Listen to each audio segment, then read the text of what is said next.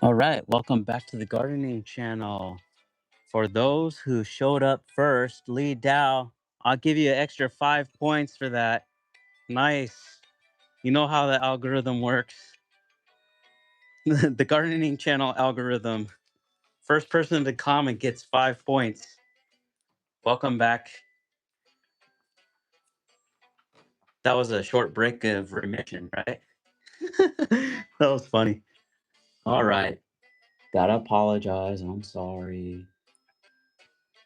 Okay, I'm gonna link it in. Let's see, there's an upcoming one. Where is the channel? Yeah, that was about Divya Roja. Looks so good. How's your day going, by the way? I got you in for an extra 5 points for being the first comment.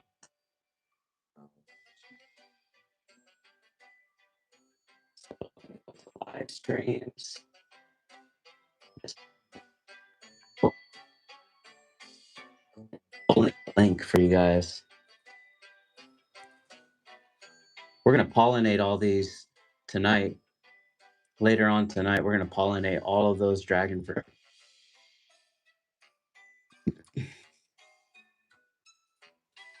All right, there's the link.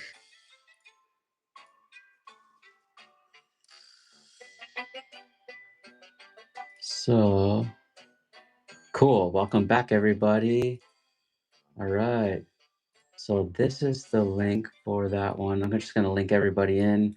For those who did not see the notifications, congratulations if you're part of the notifications team. That just gives you more dragon fruit chances, more chances to win free dragon fruit.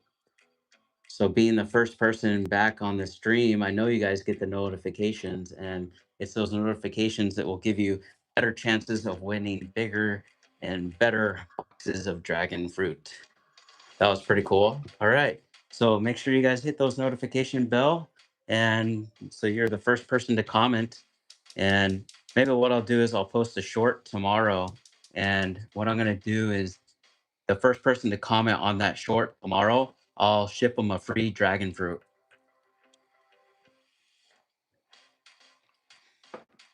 And I'll encourage you guys to hit the notifications bell.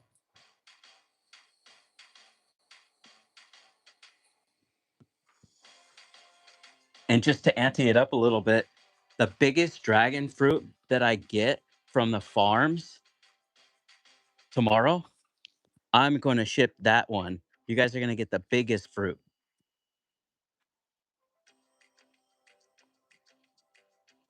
I'm just going to reconnect here. Can you guys hear me?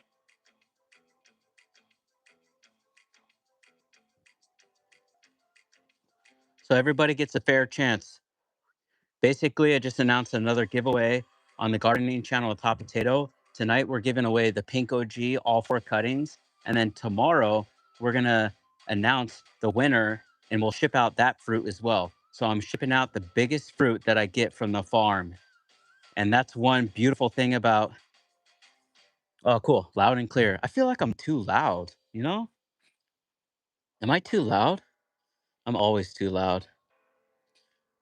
Okay, so basically, I'm gonna give away from the farm tomorrow. I'm picking up 20 pounds of fruit. I'm gonna ship out. I'm gonna make a short video, and you guys be the first person to comment on that video. Whoever's the first person, I'll ship you the biggest fruit on Monday. I don't, I'm not the biggest fan of doing that type of giveaway, to be honest, in hindsight. But I don't know if you guys have any creative ideas on how to do the dragon fruit giveaways. I'm open ears too.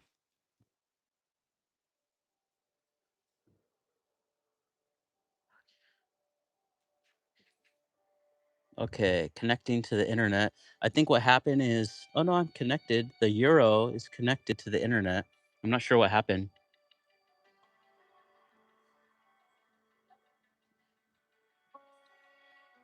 Okay, I'm going to tune in here to the live stream.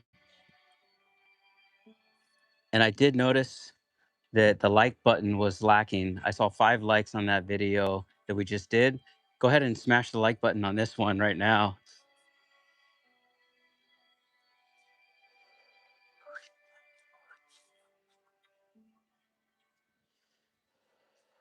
I think what I'll do is I'll cut, let me see. Nah, the Pink OG, some of the cuttings are not that much growth right now. So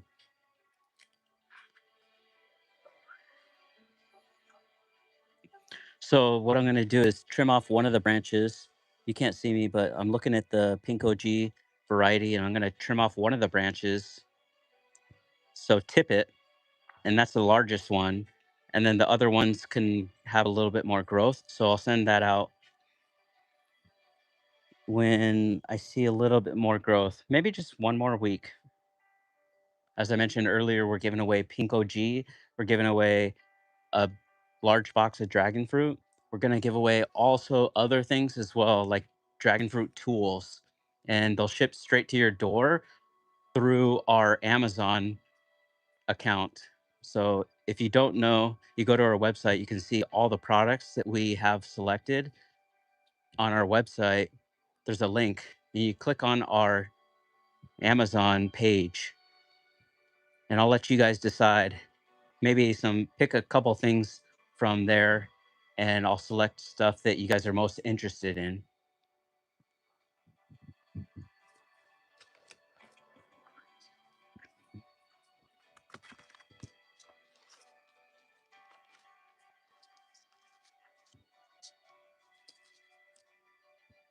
You are so generous. Oh yeah,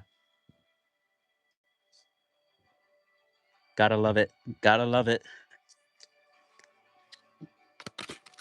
Thank you so much for those kind words.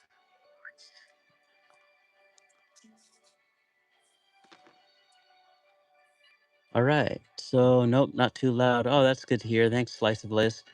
Um. All right, everybody's here. Nice. Welcome back.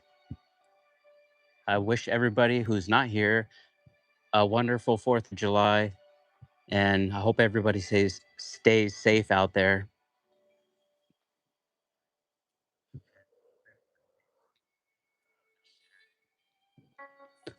You're at work. Tune into the live stream between me seeing. Yeah, I know, right?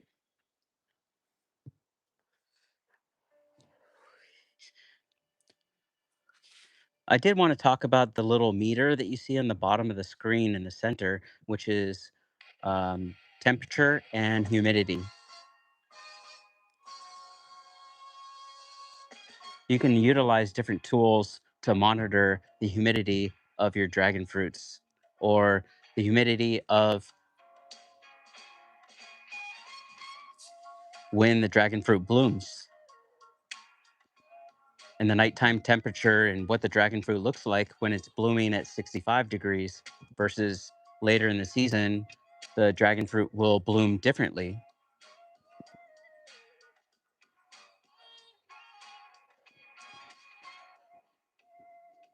So we're going to run this stream till 1 o'clock in the morning. I'm going to pollinate these dragon fruits shortly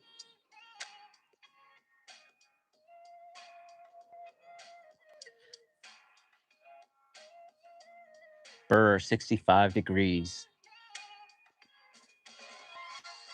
I really love the temperature change in Southern California where it's like those extreme temperatures. You get really high temperatures and really low fluctuations.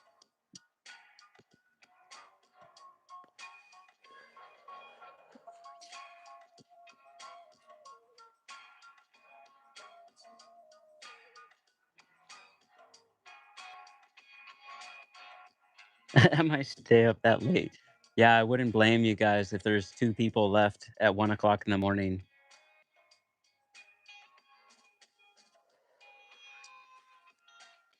And I'll save you guys a favor. I'm not going to give any more giveaways tonight. So don't worry, you don't have to be here. I want to respect your guys' time as much as possible.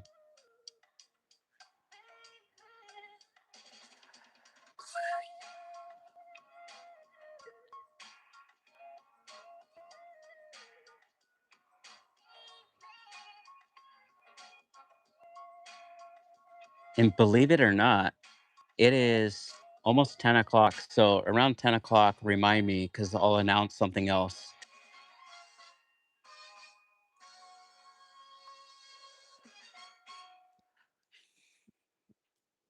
Pretty exciting for the gardening channel with Hot Potato. If you are subscribed to any other YouTube channels, let me know in the comments section and shout out to all those YouTube channels.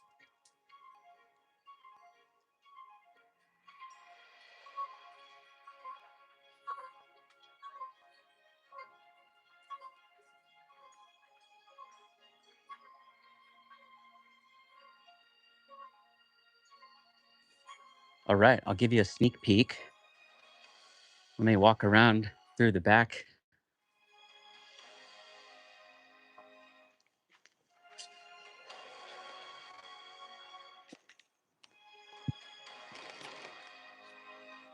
All right, the 4-in-1 graft is looking great. Let's bring this one over.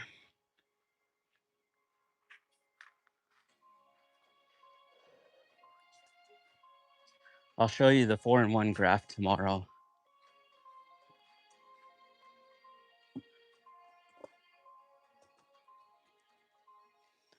But this one right here is one that I've somewhat neglected.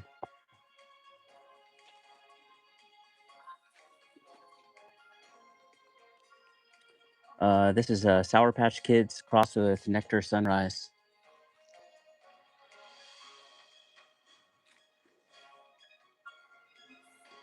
And I'm going to give this variety, this away to you guys as well.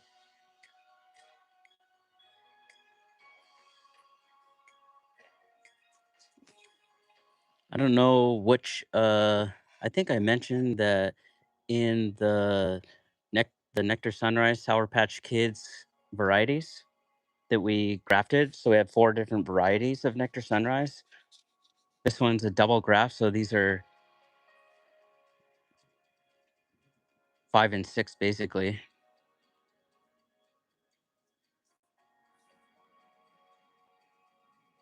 And I grafted these a lot later in the season so that you don't see as much progress. But this is an example of apical dominance. So I'm looking more into apical dominance and how that affects dragon fruit.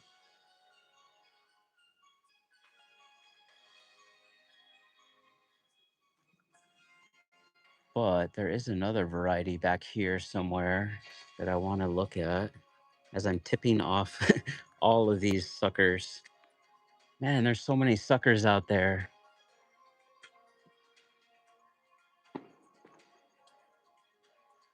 Oh, my mulberry tree needs to be watered.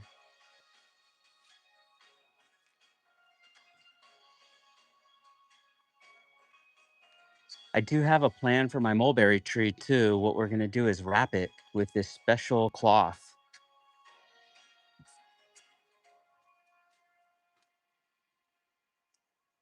One downside of living where I am living right now is that we have a lot of wind in the backyard.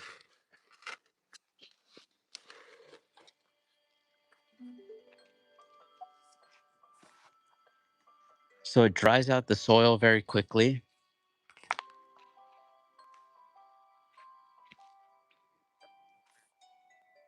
Here is an example of micro cuttings if you guys are interested in rooting them. I took these really small micro cuttings and I rooted it out. So it's about 2 inches, and one of them is like really small. It's less than 2 inches, and they're growing relatively well.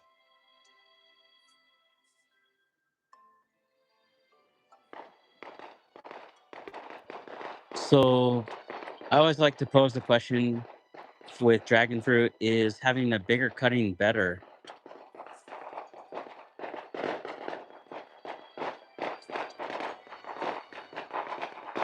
And in this example, it's doing pretty well.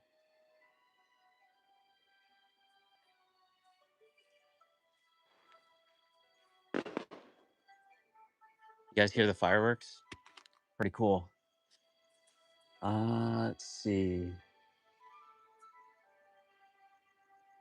I think I lost the interest in lighting off fireworks when I was 12 years old. So I was pretty spoiled as a kid.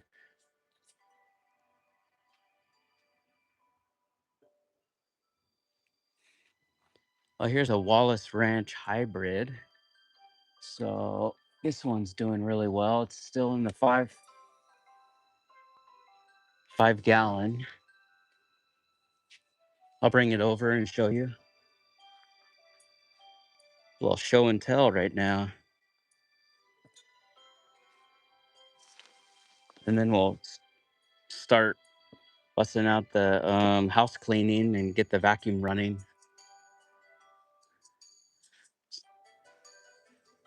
Okay, so I'm a big fan of Wallace Ranch. Um, when I first started growing dragon fruit, I went to that farm, and it's a beautiful property.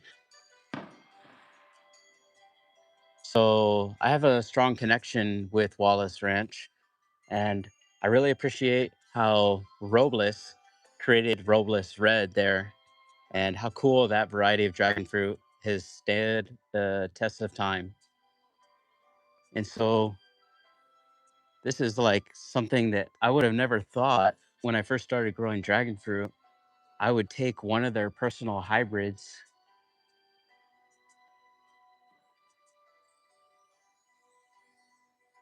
and grow a seedling out of it.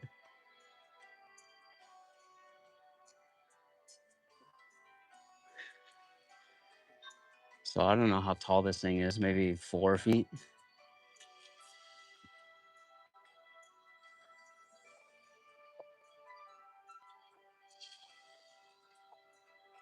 So that's a Wallace hybrid seedling, and Wallace hybrid ranch seedling that we got when we bought a box of dragon fruit from them.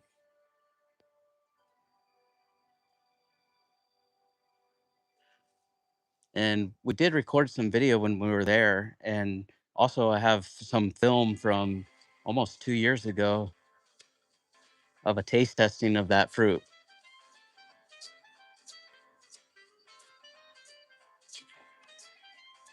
But like many other dragon fruit growers, you know that when you're or YouTube channels, you know that you're going to accumulate more film than you can release to the public.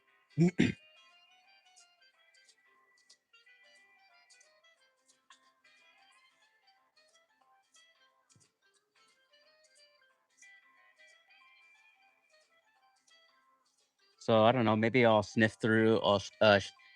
Shift through some of that, and one day release that film.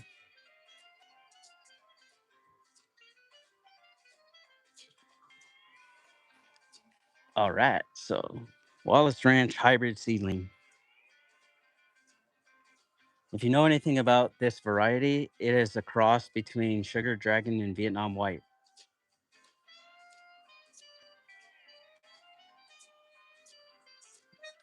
And the claim is that they took half of Sugar Dragon horizontally, and then they took half of Vietnam White and made a dragon fruit sandwich.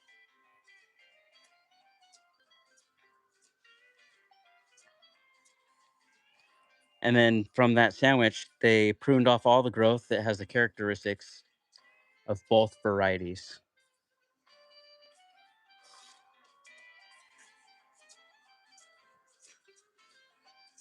and left on the unique growth aspects of that.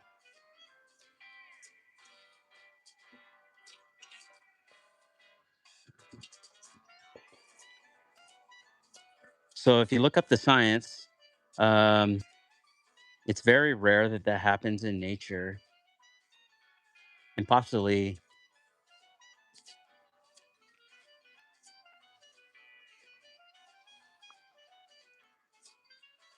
it does not happen.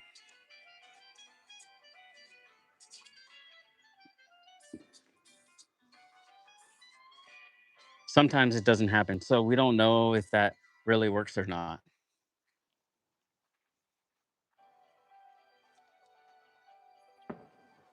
Maybe you guys can shed some light onto that.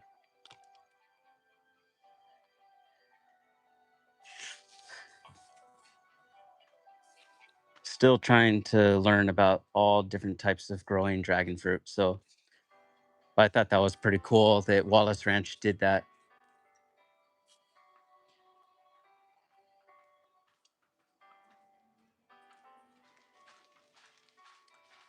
And Neva from Wallace Ranch, she is a rock star growing dragon fruit.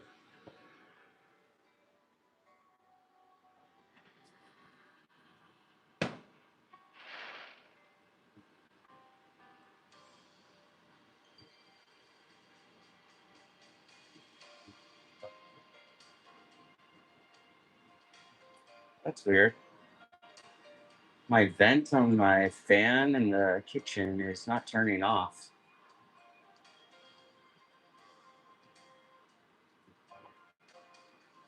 Oh, that's probably because of the cooking for a long time.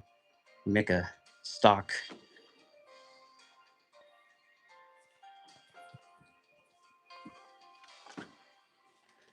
All right. So if you didn't know, I was a chef and I worked in Orange County, went to school for culinary school.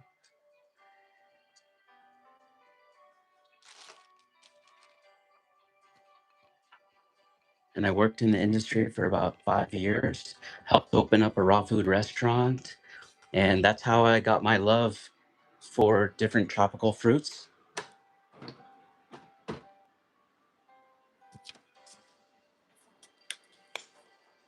and the search for the highest quality ingredients possible.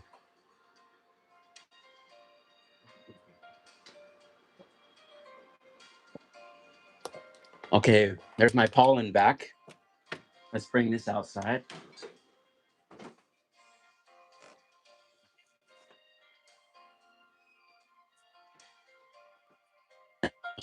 Bring out.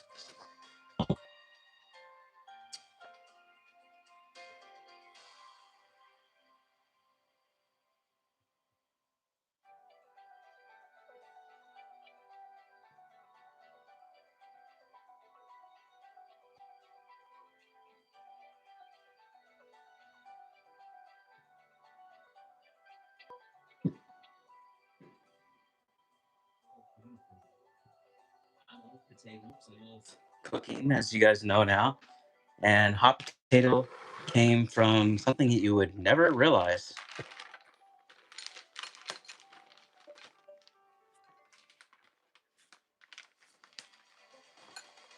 So I'm going to tell you how I got my channel name.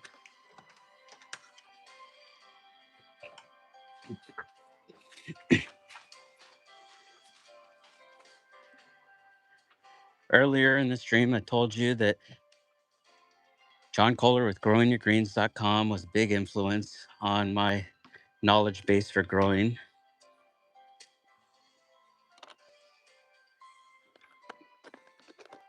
And then I got my first part of the gardening channel name from the YouTube channel.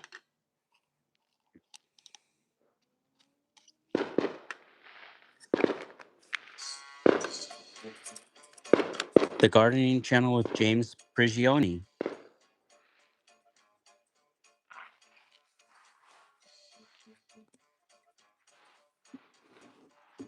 Okay, so welcome back. Hey guys. So I had to go drink some soy milk and I'm trying to eat healthy, mainly raw food diet, but I got to get that protein too. So we have our nice little tool here, and this will be a part of one of the giveaways. And we have our late lung pollen,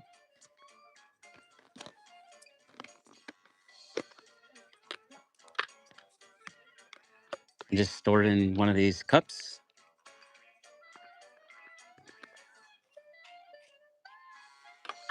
I don't know why I smell pollen all the time. It doesn't smell like anything.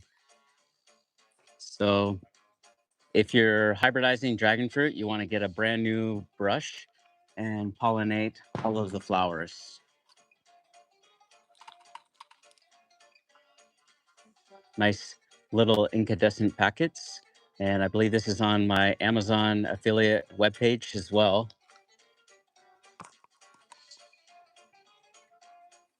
which I do want to mention. Like the Amazon affiliate, it's like I get 2 or 3%. It's pretty insignificant. So the reason why I have that on there is because it allows you guys to see what products that I'll be using and saving. So if I use something new, then it will be on there.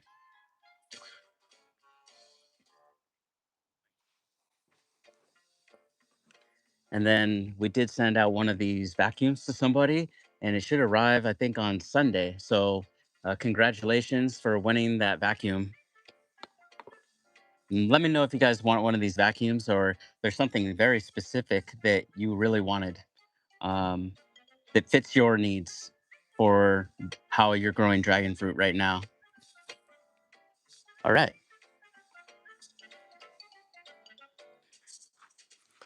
So, the way that I got the hot potato is not only do I like potatoes and I was a chef, and I think Spuds were like the first thing that I ever did in the kitchen as my job.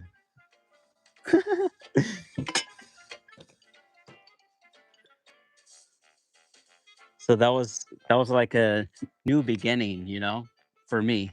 So that's one reason why I chose hot potato.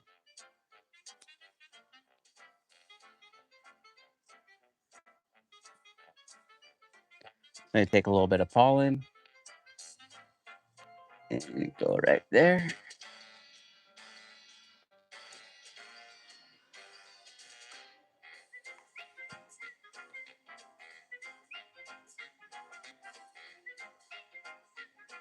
And this is the first year that I'm starting the hybrid program of taking Lake Atitlan and crossing it with Valdivia Roja. So next year, I'm going to take Valdivia Roja and back cross it again with Valdivia Roja.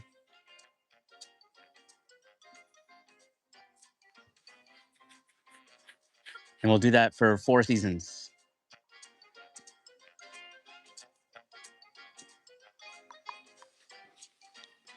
And so that's how you hybridize dragon fruit, the Valdivia,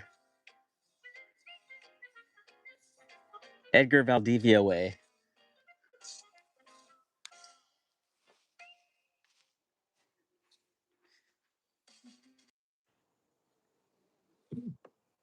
So we have a lot of potential fruits that we can.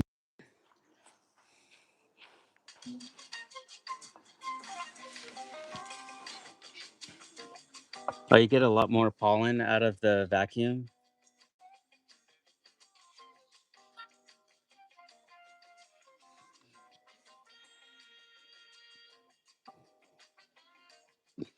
Yeah, I noticed that too.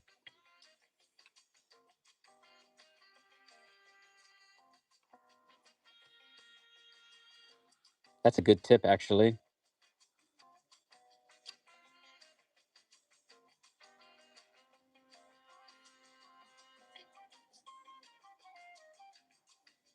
One of my favorite YouTube channels is Backyard Dragon Fruits.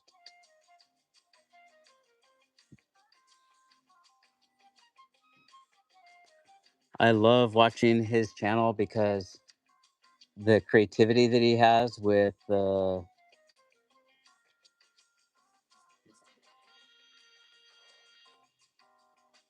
pollination techniques and his grafting and all kinds of cool stuff.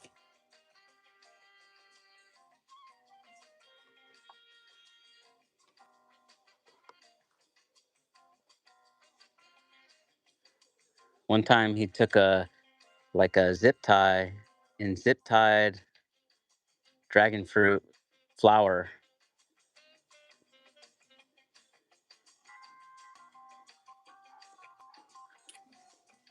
And although maybe the idea wasn't that good, it just kind of represented the creativity.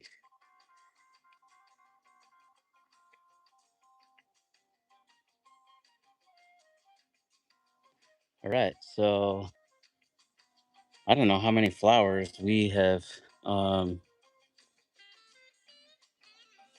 here tonight. Once we're done, I'll count them. And that last variety I pollinated was Sugar Dragon. So this trellis is mixed with Sugar Dragon and Valdivia Roja. And then we do have a time lapse camera rolling right now. And this camera started rolling 2 days ago.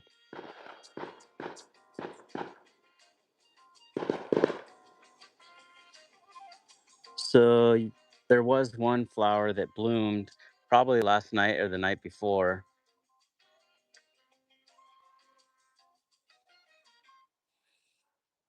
And I pried it open this morning when I got home from work. And that's the flower right there. So I'm wondering if that one will take or not.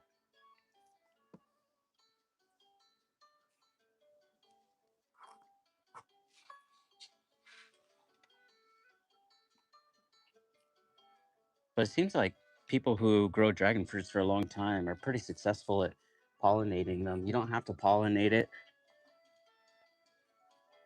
right away. Seems like the open window is pretty long.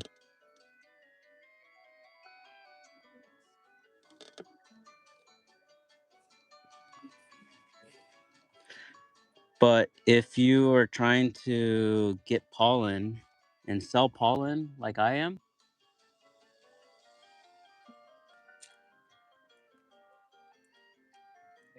I think I pollinated this one already. Okay. So if you're trying to get pollen, sell pollen, it's a best practice to, once the flower opens, to collect the pollen as soon as possible.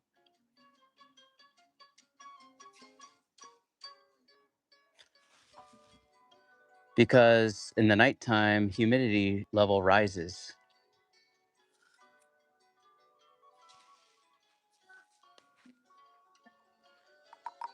And I think the number one variable for pollen viability is likely humidity.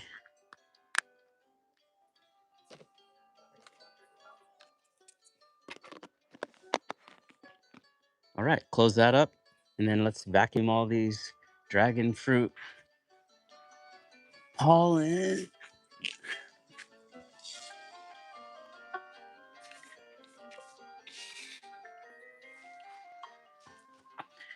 On a side note, Valdivia Roja tends to have a lot of pollen to it as well. So it's good to use Valdivia Roja to cross pollinate.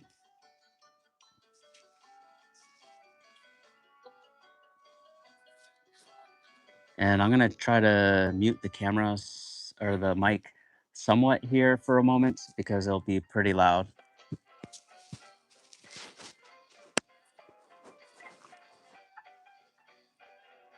So just a forewarning, you can turn down the volume if it gets too loud.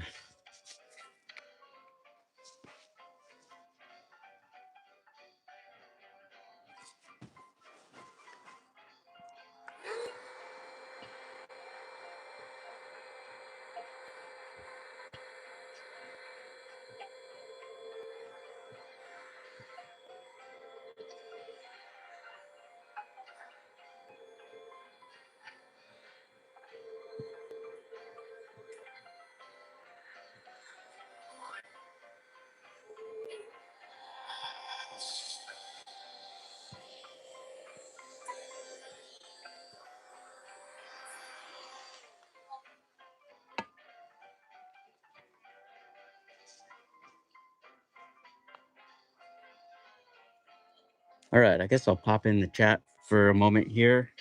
My experience has been that being in the chat isn't as important. You guys are just enjoying the content.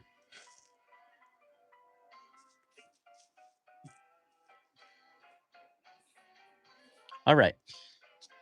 Thank you so much for sticking around, all those solid subscribers. We got the lucky 13 people watching.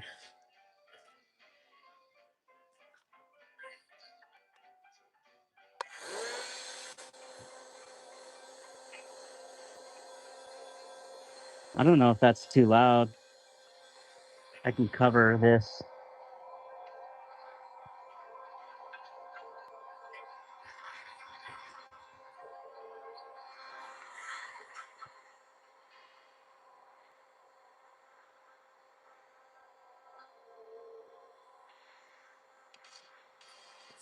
One interesting thing that Backyard Dragon Fruits talked about while we're on the pollen subject,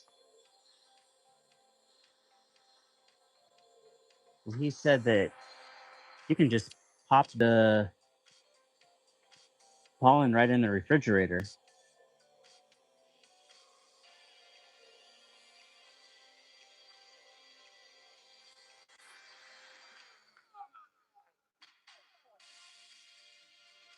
So that was pretty cool.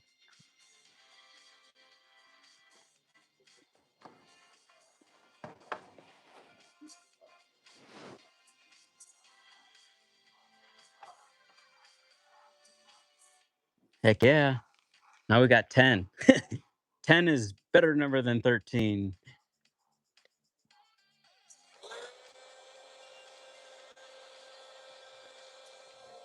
If you're new to watching, thank you so much for watching the gardening channel of Hot Potato. We are primarily talking about growing dragon fruit here.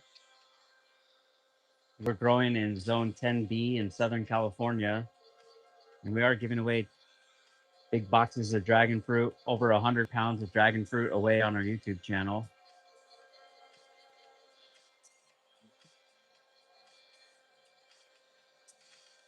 And we also hybridize dragon fruit. This is my first year hybridizing dragon fruit, and this is a dragon fruit hybridization program that I'm streaming live. So I think I know what I want to do, and we're going to start hybridizing with Valdivia Roja.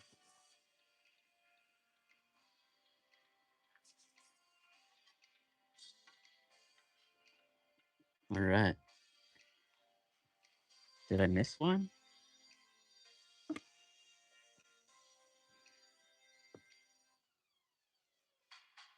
Look at those stunning flowers.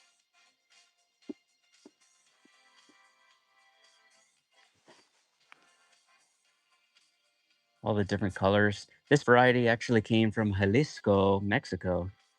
It's not related to Valdivia Roja. I mean, Valdivia, Edgar Valdivia.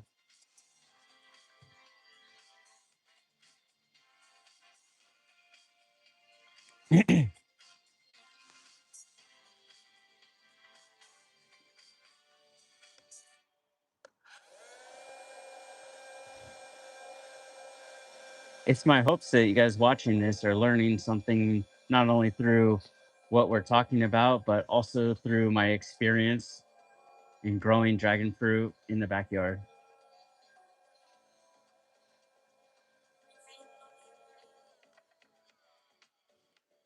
I did want to mention that if anybody is out there interested in starting their own backyard orchard, that I would love to help and collaborate with you. If that means I come out to your place for a few days, and I don't mind going anywhere in the United States, prefer the West Coast, but I wouldn't mind going to Florida as well and starting up uh, the foundation of growing dragon fruit. So, like a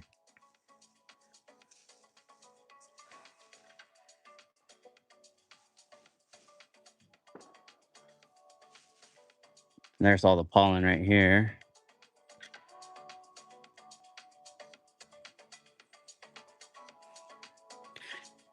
If you want any of this pollen, feel free to send me an email at hot potato gardening.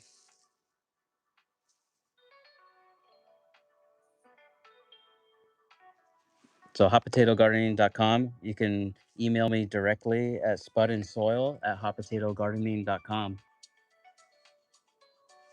And I ship this pollen for $20 for one small vial, and the shipping is free.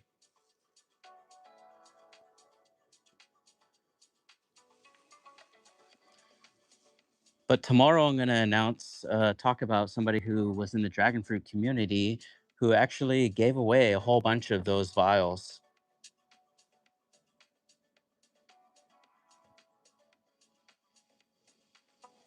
And you might have seen her posts already, but I had a brief chat with them, and they said it's okay to talk about sharing pollen. And so I thought I'd share that with you guys. the best option sometimes is to get free dragon fruit pollen.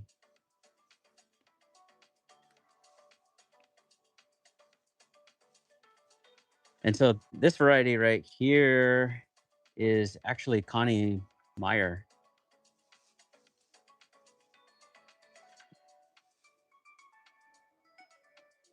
And we grafted Connie Meyer onto Valdivia Roja.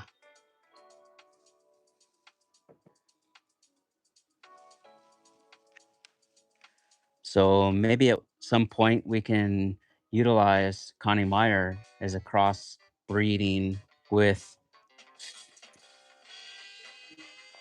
our hybrid project.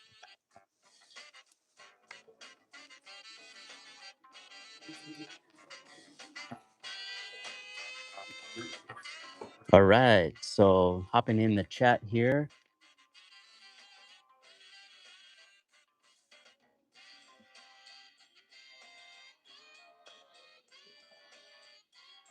Surprised how quiet the vacuum is.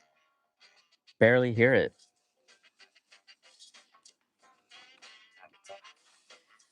Yes. So if you're curious what I did to make the vacuum a little bit more quiet,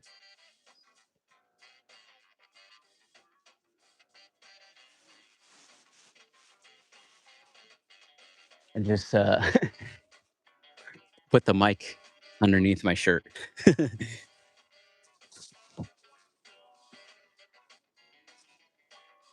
Now, we're not giving away a t-shirt tonight, but shout out to Space Coast Dragon Fruits. I really appreciate all of your content, and he sells dragon fruit in Florida, and well, he sells it all over the United States. So we're gonna give one of those t-shirts away tomorrow. And you can always buy one of those t-shirts from him if you contact him. I'm not sure if he's like really interested in selling the t-shirts, but I reached out to him and I asked, "Can I buy one of those t-shirts? I'm going to do a free giveaway." And he was so kind, said, "I got you," and decided to send me 3 t-shirts. So tomorrow I'll give one t-shirt away.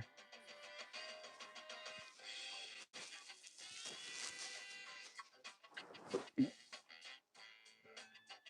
I think what I'm going to do is just keep this mic underneath me, and that mutes some of the volume as well.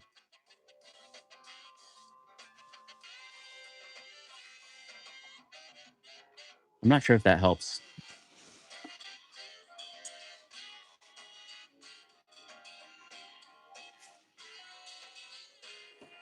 Okay. Juicing with Jay says, tried to trade pollen for a fruit. The person got upset. That's so funny.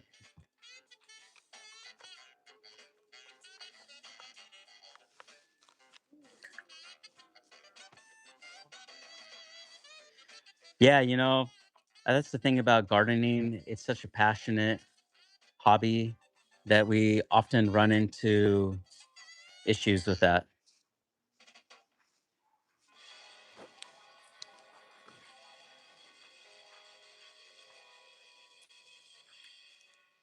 And now that we pollinated all the flowers, we're going to take this pollen inside and let it dry out in a dry room.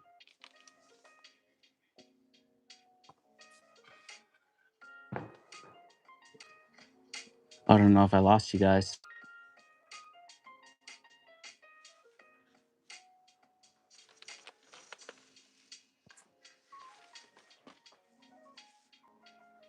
Did I lose you guys there for a second? Okay. Guess who's back? Back again. Potatoes back. So, I'm going to talk to you guys a little bit about gardening. And, gardeners are protecting their garden. They guard the garden, right?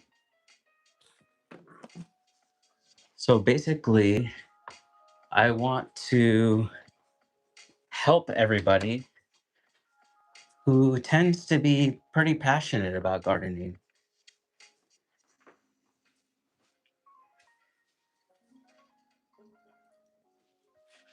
Uh, get this pollen all dried out here.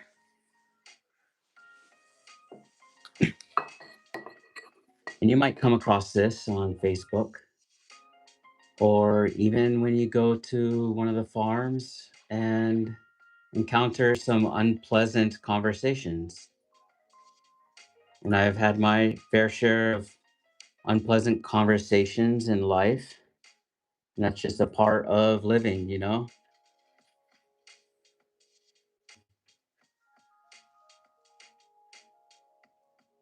So, this subject that I'm talking about is the limits of rationality. Our brains are wired to come to conclusions.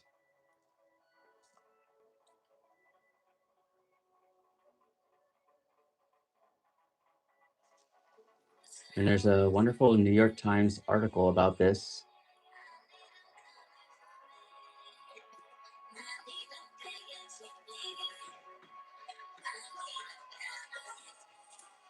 And so I'm going to share this article with you and you can check it out.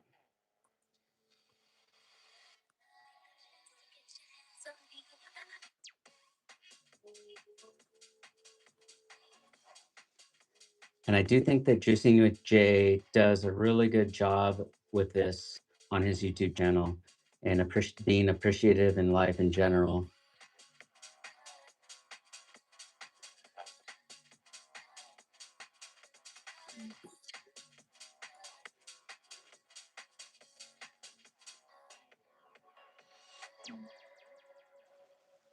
Okay, so I'm looking up the article and I'll paste it in there. And when you guys have free time, you can check it out.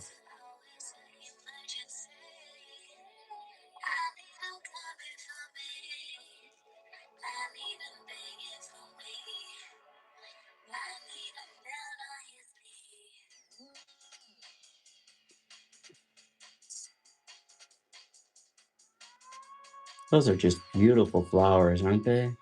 I love Valdivia Roja.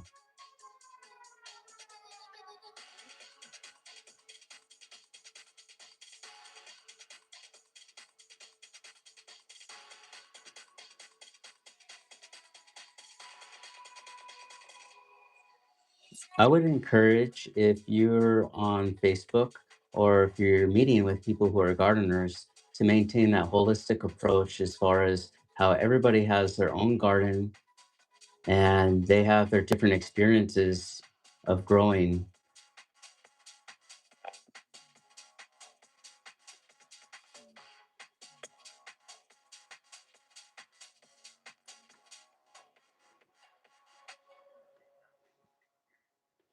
And nobody's perfect. So if you end up saying something that you might, you know, feel like you could have said it better, that's okay too.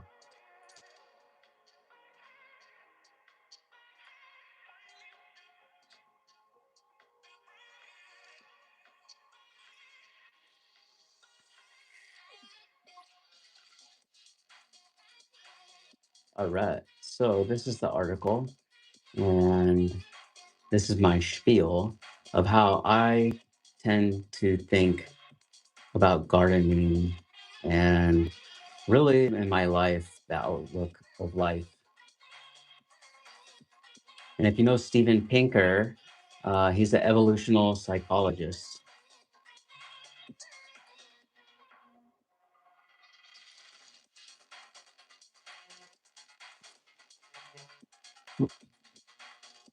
Article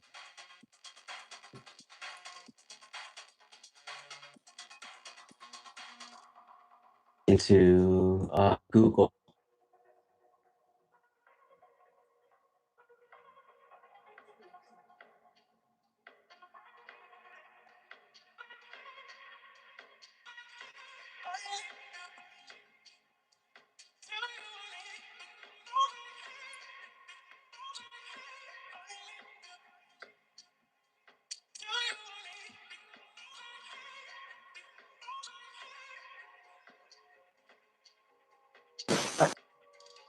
Is this person thinking the same thing that I'm thinking, or are we talking about something else?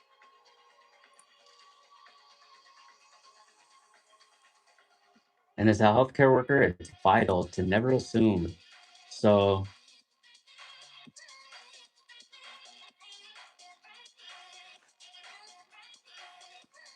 so we're constantly in the garden in that assessment state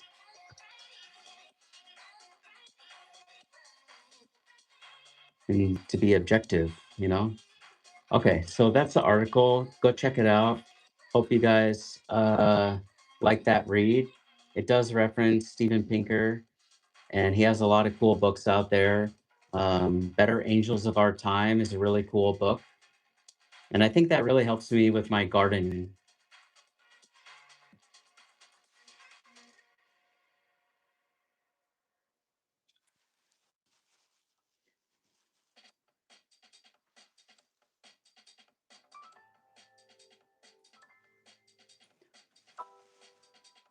If you guys want to share any of your YouTube channels, or if anybody wants to shout out to another YouTube channel, feel free to paste it in the chat too.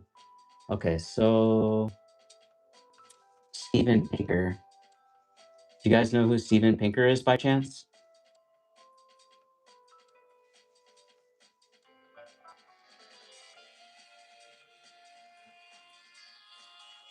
So this is another person I really look up to in my life.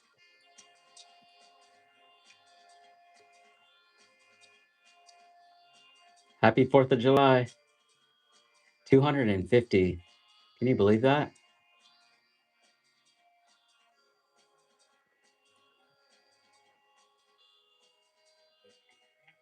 It's really amazing how America has dominated the world currency and we're only 250 years old. So the rise of power in the world can change frequently. It's a really cool subject.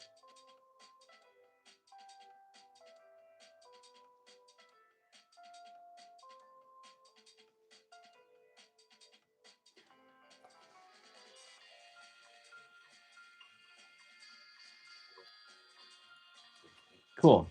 So check it out. And tomorrow I'll talk more about this article and actually where I found the article.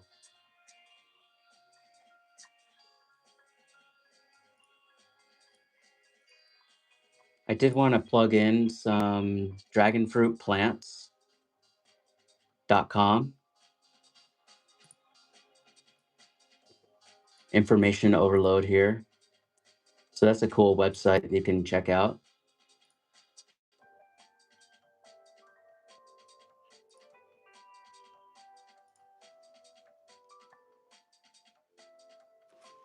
And then I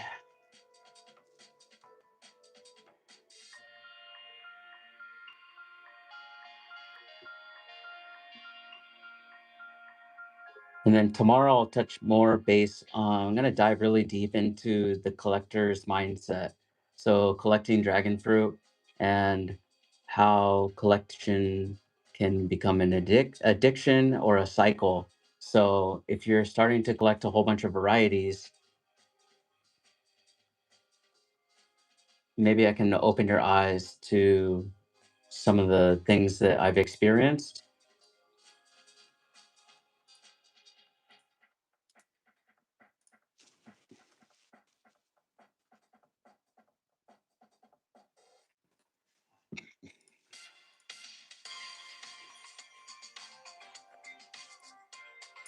So the website that I did just post, this one is Dragon Fruit Family Tree.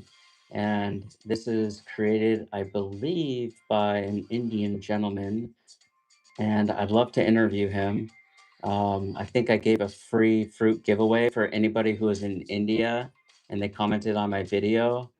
He said that he's going to go ahead and give a free fruit away to anybody who's in India who comments on my channel.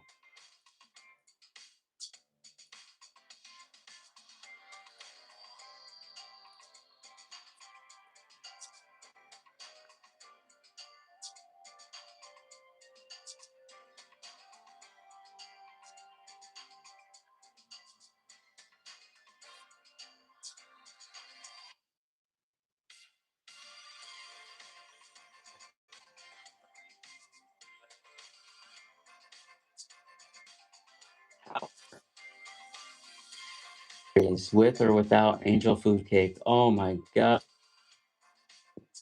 I love angel. Such a good of flavors and textures, and with whipped cream on it or no whipped cream.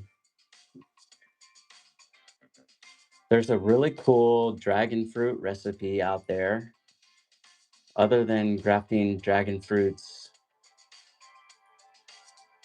ice cream recipe, which I highly recommend you make. If you haven't made grafting dragon fruits ice cream recipe, it's totally amazing. They use, I think, high fructose corn syrup, which when it freezes, it has a special texture to it, and it's really good.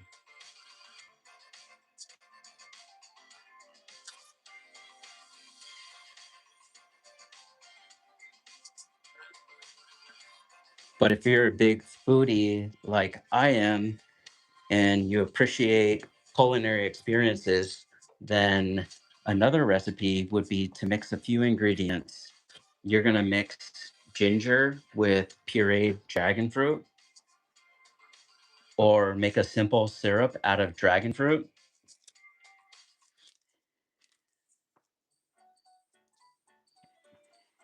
and you make granada.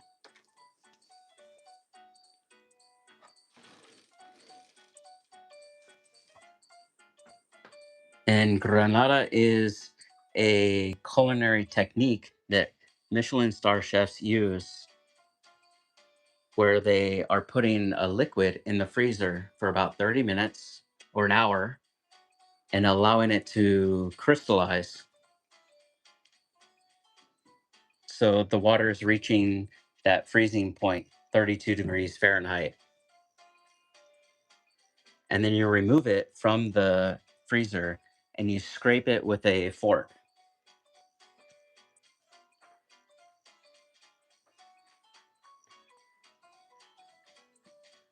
And then what you do from the freezer is you go back and forth.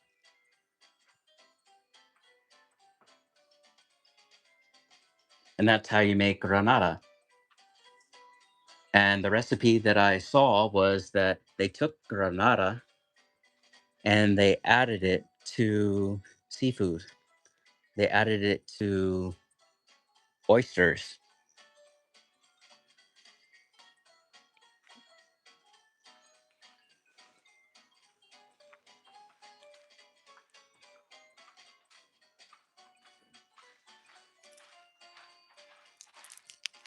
Isn't that so cool?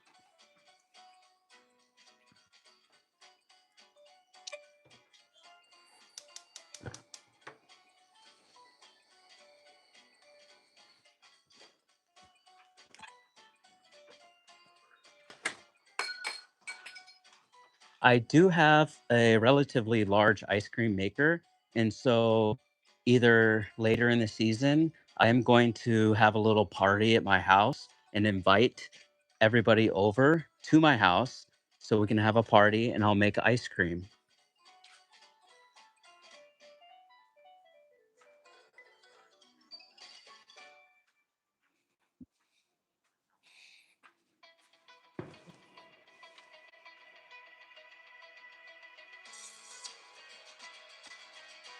And we'll enjoy dragon fruit. I'll buy a whole bunch of dragon fruit. And if you guys want to do like a little donation to help me out with all the, um, or maybe you guys bring something like a potluck, that would be cool too. But we'll do limited spaces so it's not too crowded. Got to respect my neighbors.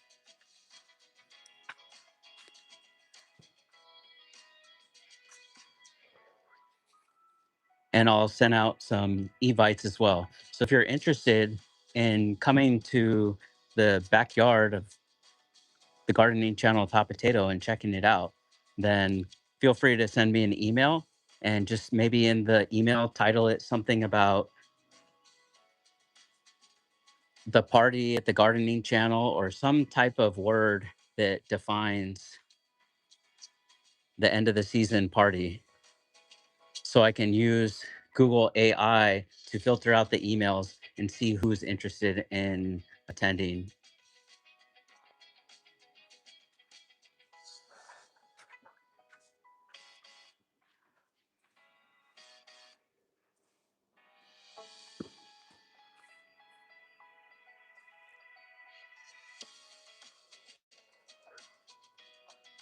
All right, back in the chat. I'm looking at the chat again.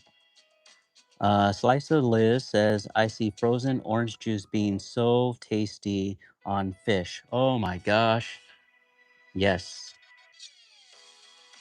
One of my favorite restaurants in Orange County was Mexican food. It was Oaxaca food. And the restaurant was named Taco Maria. It was located in Orange County. And the owner used to go to the farmers markets, and I would run into him every now and then and just tell him how cool it was for his restaurant. Maybe like 10 years ago, people weren't doing fine dining with Mexican food. So that's why I would go to Oaxaca every few years, and I've been there 4 times to try all of the wonderful food that Oaxaca has. But now they have Michelin star restaurants about Mexican food, including Rick Bayless, who has a fantastic recipe of habaneros and carrots, like a hot sauce.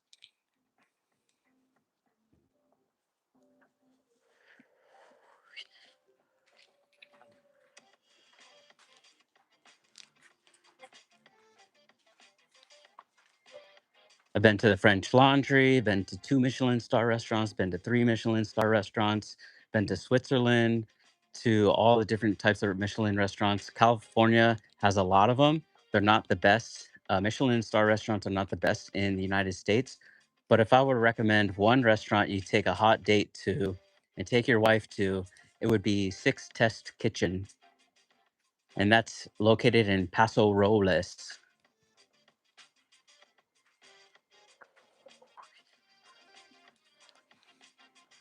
And I'm actually sending fruit to the owners of Six Test Kitchen. I'm going to send them some dragon fruit. And last year I sent them some dragon fruit. It's my absolute favorite restaurant, and they used fish very uniquely.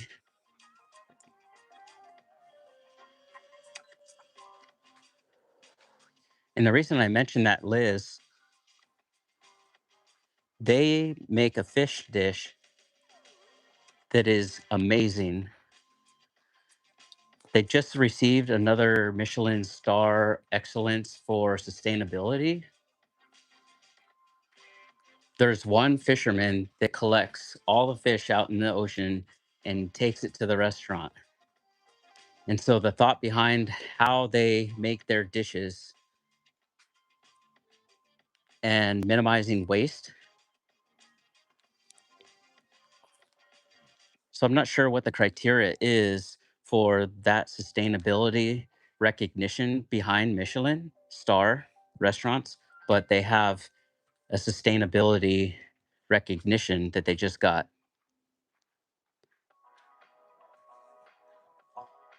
So I'm thinking if I send them dragon fruit, they're probably going to want to utilize every piece of the fruit.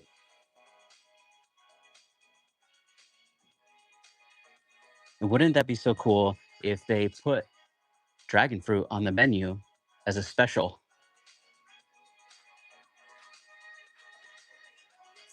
I do have a video on YouTube where I did take the channel to the restaurant. And I think it was last year. I haven't been on YouTube very long.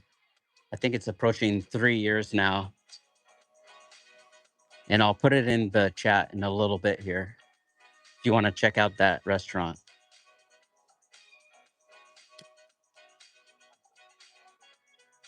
The flowers are so pretty. Yeah, they are. Hey, Jay, welcome.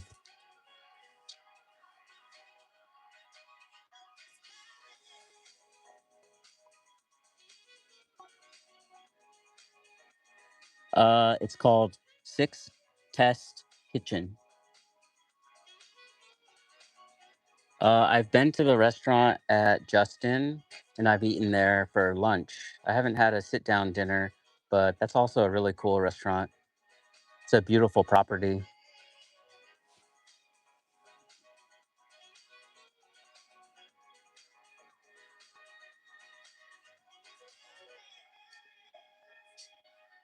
Have you ever been to that winery, Liz?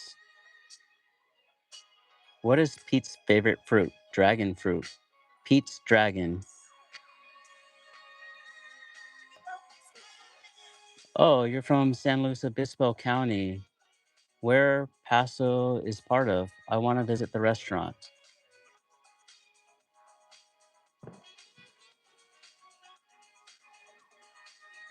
Oh, you live in a really nice area. I love that area.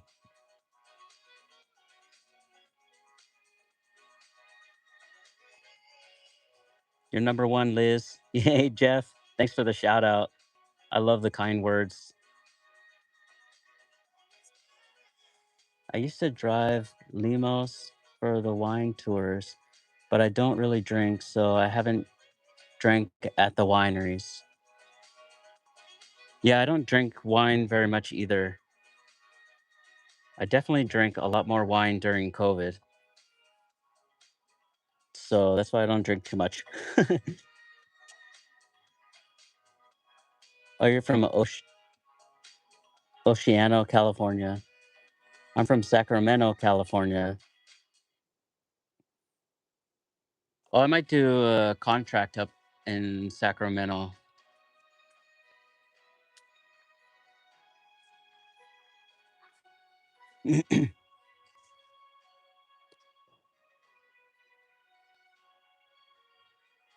Yeah, check it out, Juicing with Jay. It's a cool video. We shot some of the dishes that they made. Going back to fish and citrus a little bit. Well, not so much the citrus, but going back to fish, they have this dish that they make where they take the fish bones and they hang it over a smoker or the grill.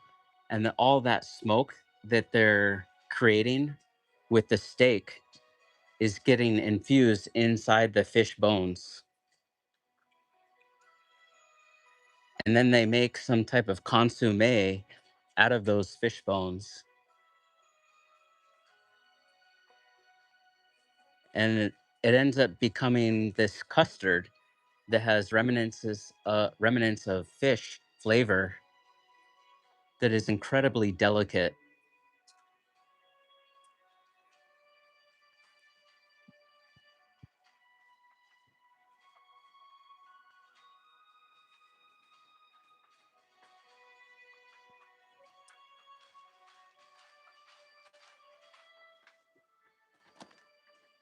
If you're a big foodie, you might be familiar with the magazine Art Culinaire.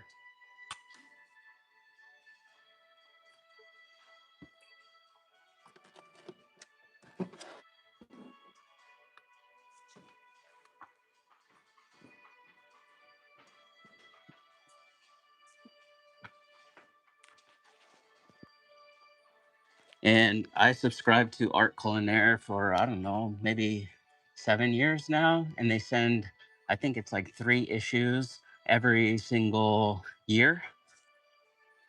And it's pretty cheap. It's like, I don't know, $50 or something like that.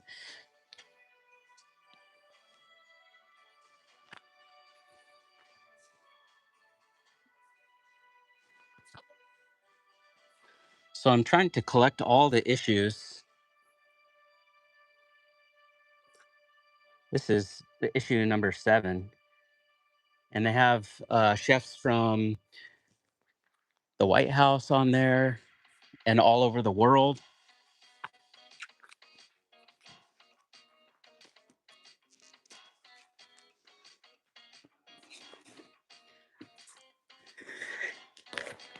So if you ever want to check out some really cool art from Art Culinaire, um, this is a fish that they have in the front of their magazine, and this is issue number 154. And I actually emailed Art Culinaire and I told them, hey, go check out Six Test Kitchen. And then sure enough, like a couple years later, I'm sure it was already on their radar, but they made an issue with the wine person there, and so I'm looking forward to that magazine where they have Success Kitchen actually on the cover.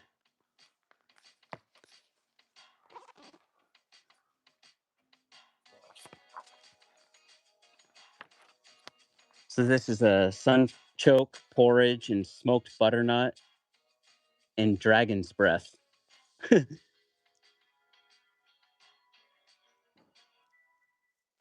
So why is it dragon's breath? Anyways,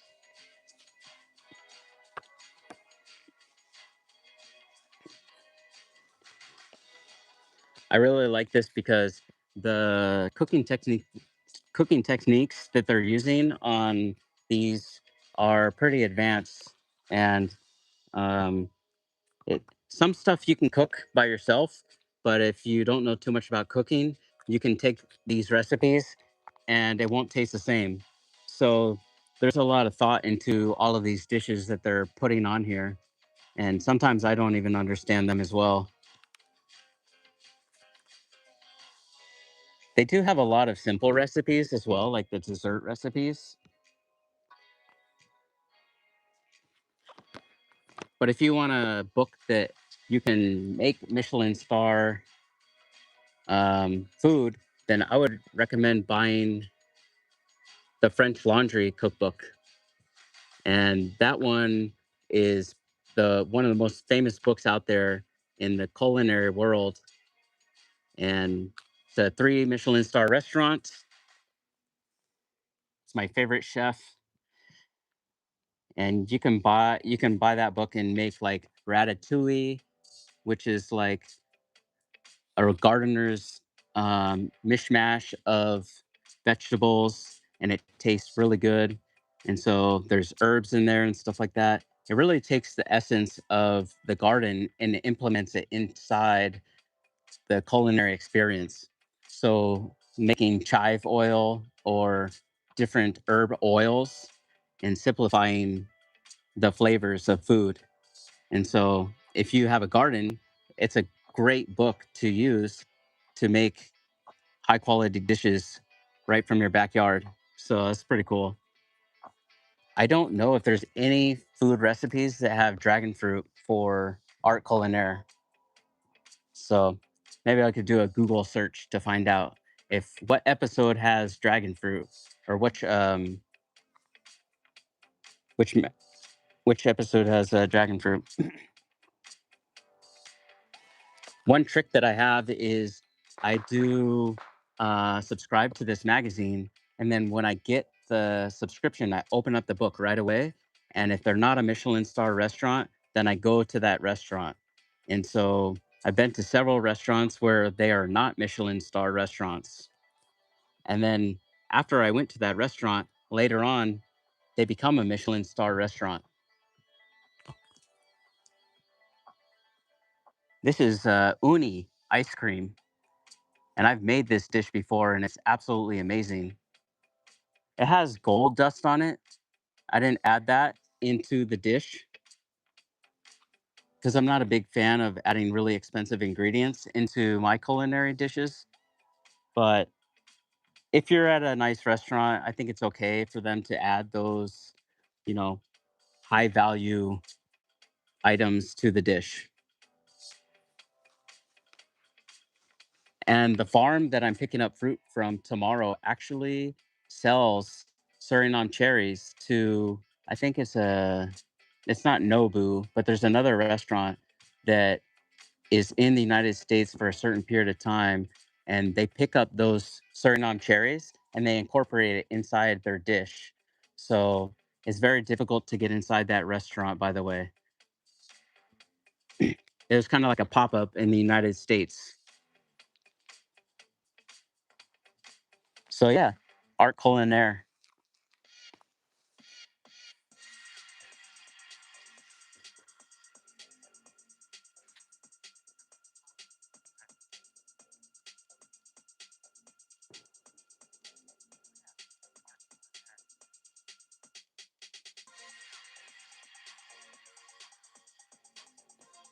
all night, bro. I'm still here. I had 4 shots of espresso today. Dragon's breath. Haha, cute. Yeah, I agree.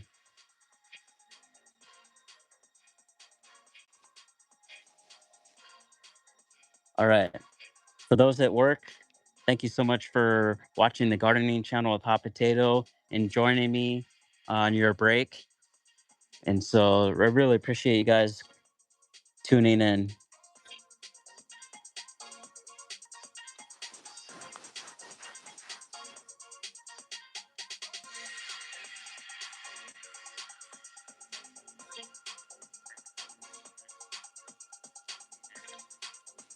JT, I am on my sixth.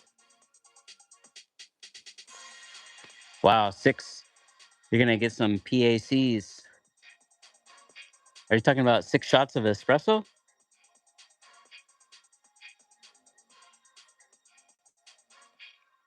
Yeah, no sleep tonight.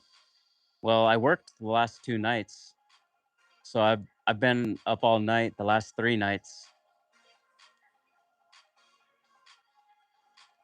It's definitely not normal to stay awake all night.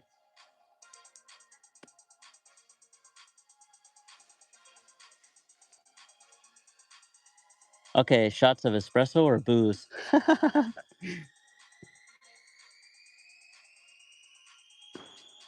Yes, espresso. Nice. Keeping it clean. I love it. I feel like the dragon fruit community can stay on that healthy vibe, right? I mean, we eat dragon fruit because it's healthy for us.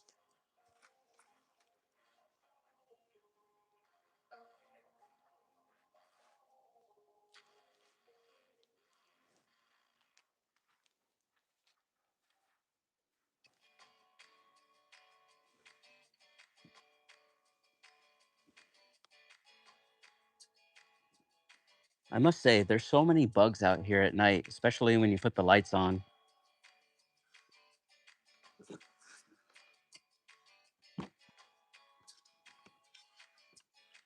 Let's change up the view here.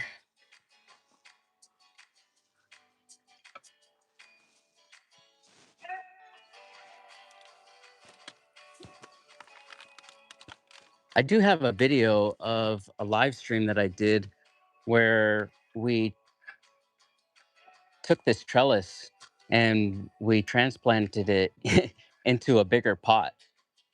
And I thought that was a fun video to make where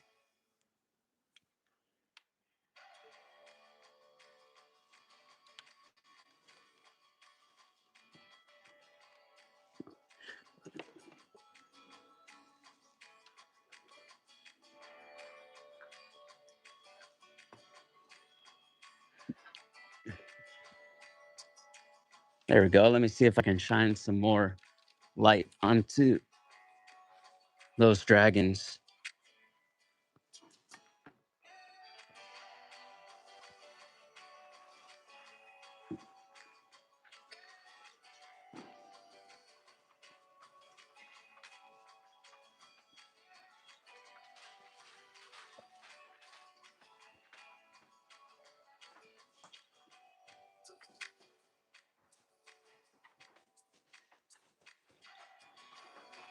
I do want to do a quick mic check. Are you guys hearing some music in the background?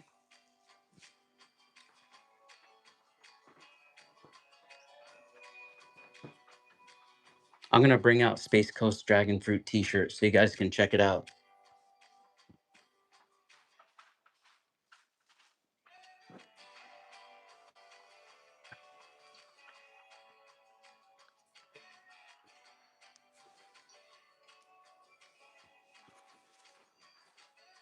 All right. So where is it? Right here. So this is Space Coast Dragon Fruit T-shirt. I thought that was so cool that he made that, and how beautiful AI has really pushed along people's ability to be creative.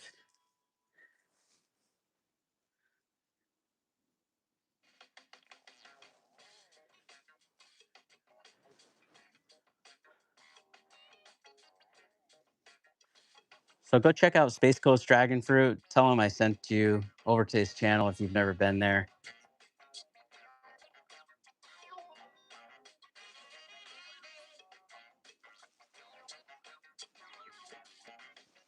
So one thing I really like about Space Coast Dragon Fruit is that, when you see new growth popping out of your dragon fruits for the first time, I like to use the expression "we have liftoff."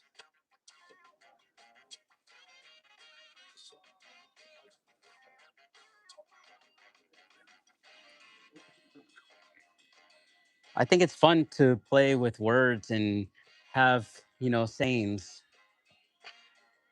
to help people remember, the cool things about growing dragon fruit.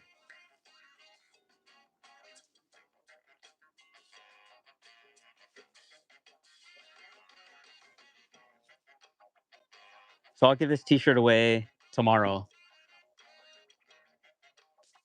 And I have a few different sizes, so don't worry. I'll send you the size that you request.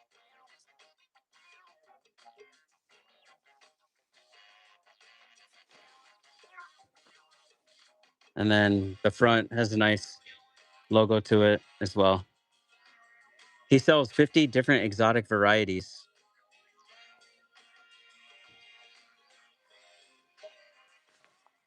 That was super cool that he made this t-shirt. I really appreciate that.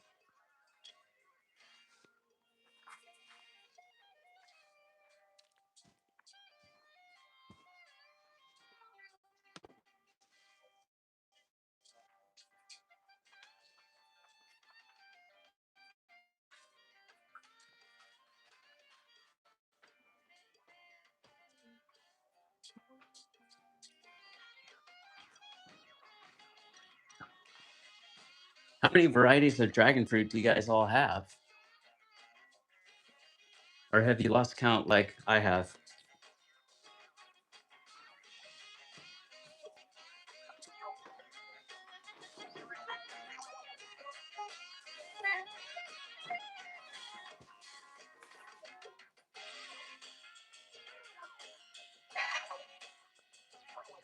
Oh, I got this t-shirt on Etsy.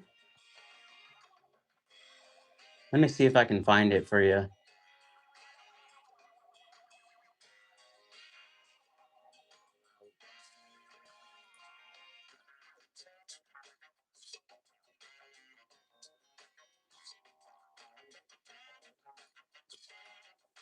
Actually, you might be able to find it really quick if you search. I didn't have to look too hard, but let me pull it up.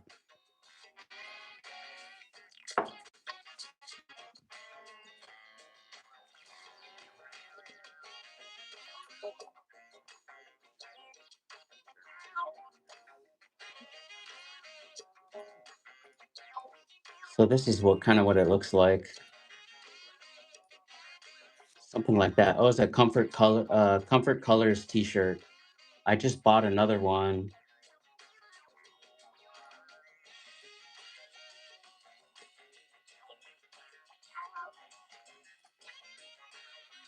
Here's the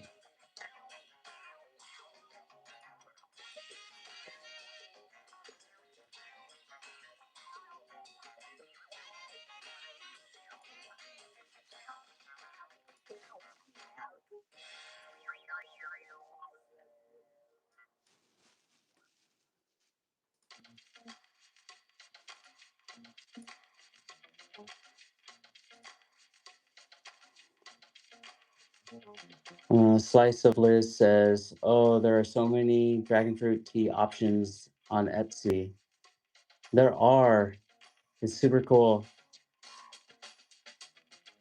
You said this one, but we just see flowers. Are you also sharing something for us to see?" Mm, I think I have about 11 varieties. That's a good amount.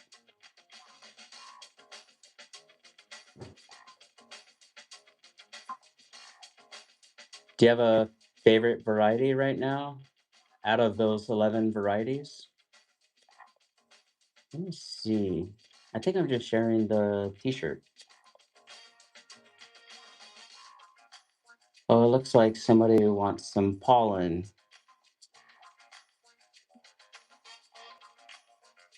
How does the morning of the 7th sound for pickup pollen? I do sell pollen on OfferUp as well.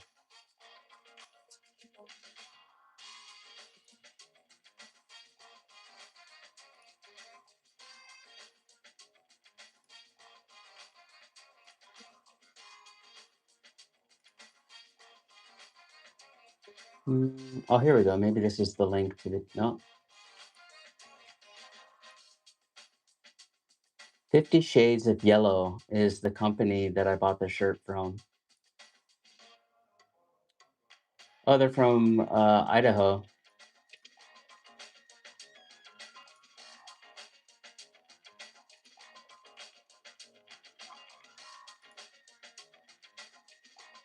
It's funny, they want me to sign in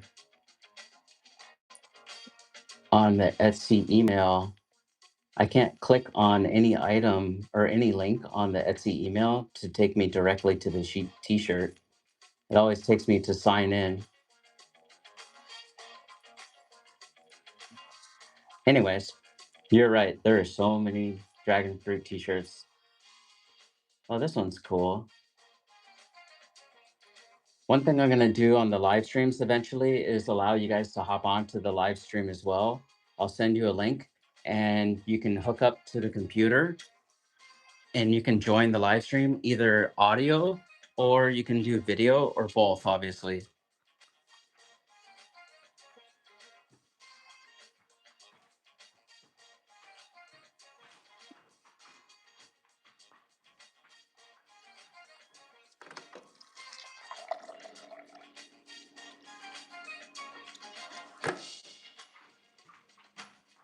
So what I'd like to have happen with this YouTube live stream content is to invite people and have a collaborative effort. And I got this idea from the Urban Gardener.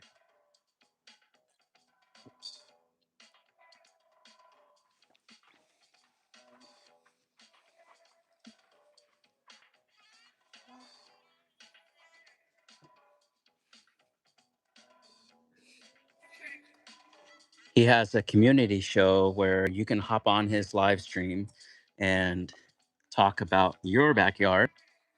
And I was actually on his show one time, and it really inspired me to do something like this. And now it's coming to fruition.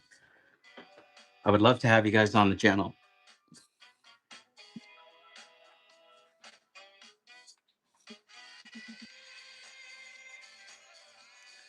So Jay says, I would love to try Wildberry Skittles dragon fruit. Oh, yeah, that would be cool, Jay. Man, maybe if I get a whole bunch of fruit next year, I'll ship you one.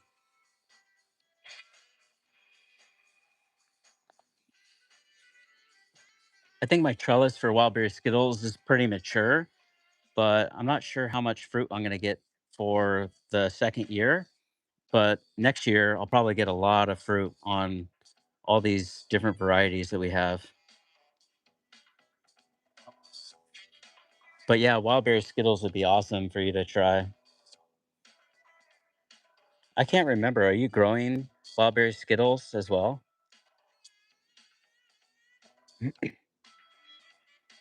Tomorrow, I'll talk about Wildberry Skittles in more detail and how variegation works on plants. I'm definitely not an expert on variegation, but I do have ChatGPT.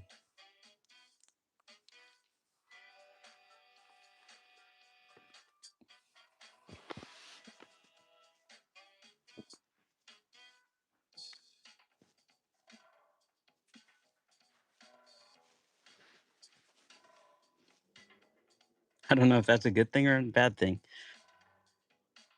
Okay, I am growing Wildberry Skittles, Liz says, but it's so slow for me. So I'm thinking of grafting some onto my Vietnam whites.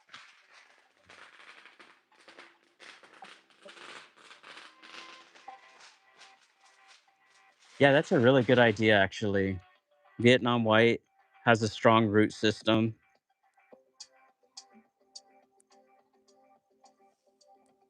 The first cutting I bought from him rotted, and he is so generous to send a replacement.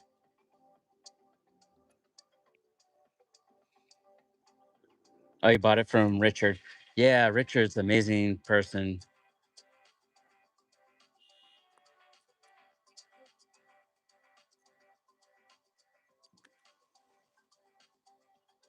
I got the idea to graft wildfire Skittles from the gardening channel with hot potato.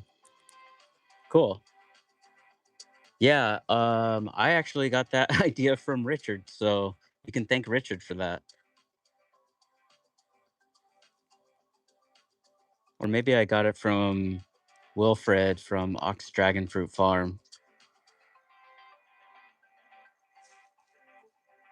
Richard actually said that grafting sugar dragon might be easier in some aspects because it has more contact area to graft onto.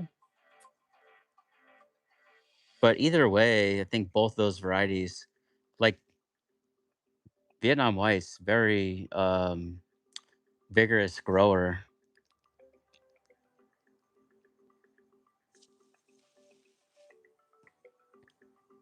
Jeff says, "Awesome! I got my first micro grass from hot potato." It's so funny. I I've been using the hot potato name for different things in my life. And so when I see hot potato all the time,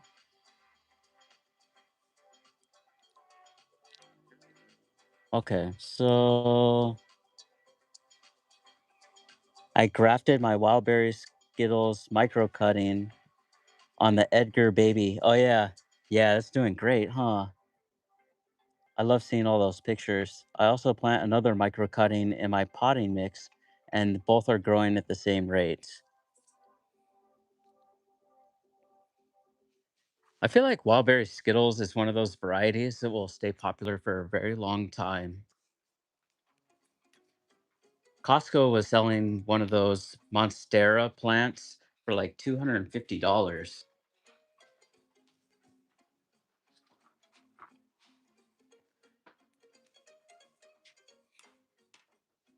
But the good thing is the price will come down relatively quickly.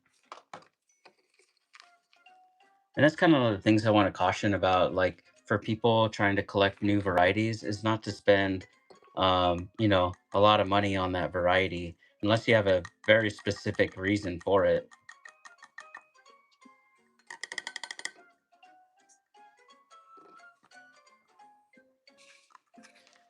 Because, for example, Wilfred is going to come out with all these new varieties, right? So how much is he going to charge for all those new varieties? If you go on to Ox Dragon Fruit Farm website, his most expensive varieties are his own.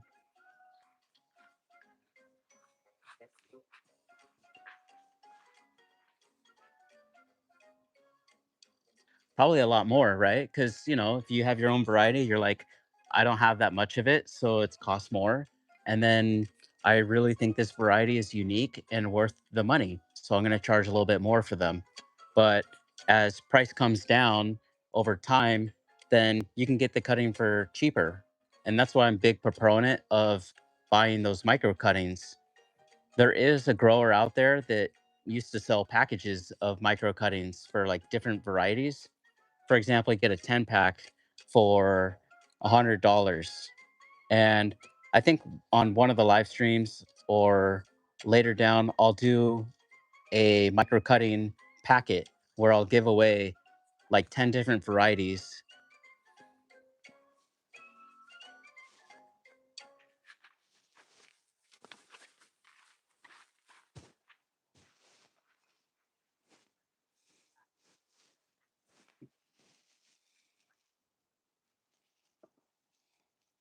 So here's the pollen that we collected tonight.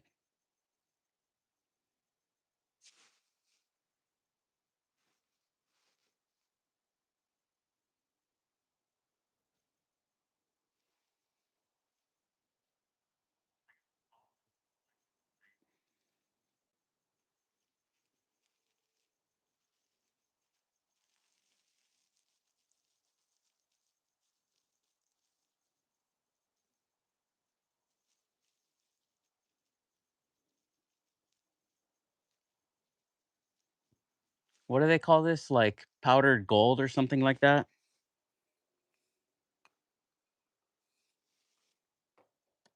Oh, good night, Liz. Thank you so much for joining the stream. I'm glad that you're going to go get some rest, and I hope you have a blessed day tomorrow. Hope to see you on the live stream tomorrow. But if I don't, I really hope you're enjoying the 4th of July with family and staying safe.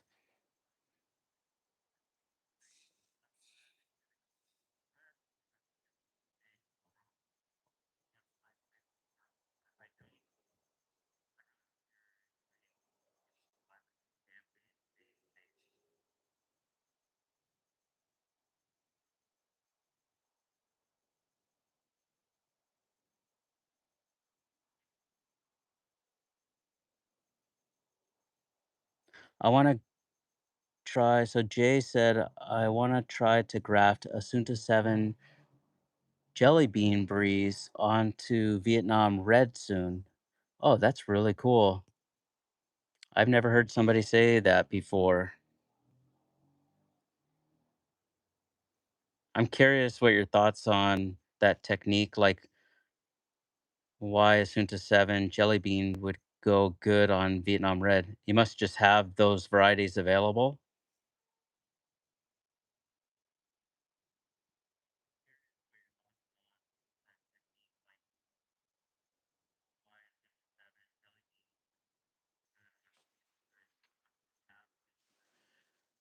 I did want to mention something about like naming dragon fruit. So if you're going to name a dragon fruit, um, it be appropriate for its name. And one variety that really sticks out to me is from Paul Thompson, where he named Delight.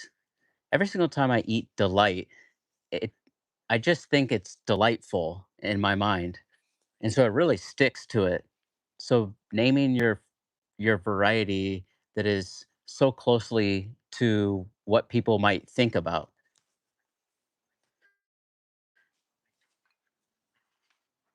So, for example, like when you go to a Michelin star restaurant, one technique that they use is creating a peanut butter sandwich, but then putting it into a different form. And so that brings you back to your childhood memory. And so I thought that was a cool thing that Paul Thompson did. I actually don't remember if he actually named Delight.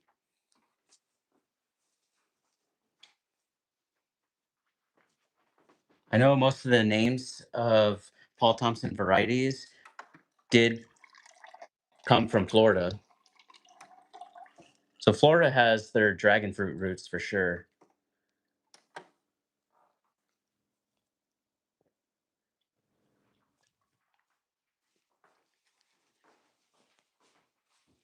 And I think they purchased the rights to naming all those varieties.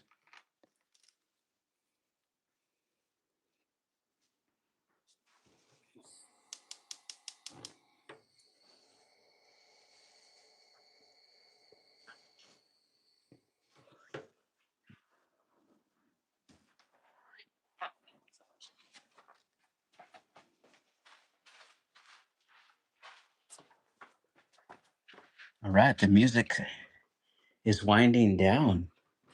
I'm going to transition to a different genre. Tomorrow, I did want to talk about music and ask you all what type of music that you would like to hear on the live stream for tonight and tomorrow morning.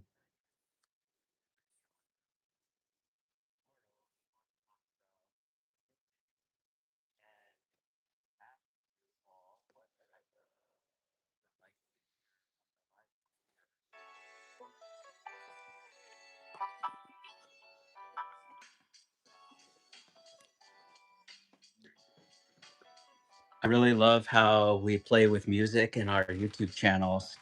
So, like Backyard Dragon Fruits always has some interesting songs that he plays that matches the video. And same thing with Juicing New J. Like, you got some cool music on there too.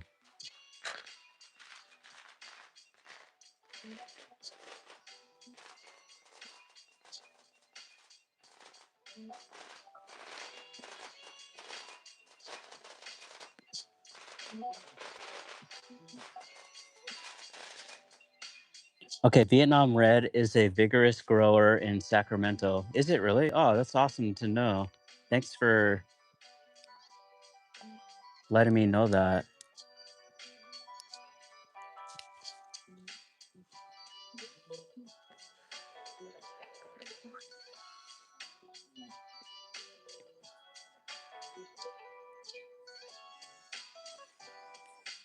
Also, if you guys want to subscribe to Juicing with Jay, I would highly recommend it because he is probably one of those gardeners out there that collaborates with so many people. And it's such an inspiration for me to see him do that. So I just want to personally thank you, Juicing with Jay, for doing that. I really look up to you.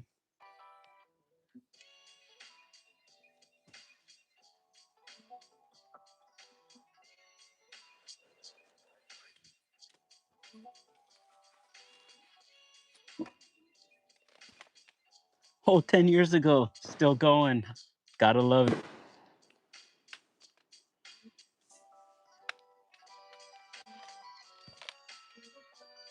Have you made any new music, Juicing with Jay, with the AI? Or is that not your thing?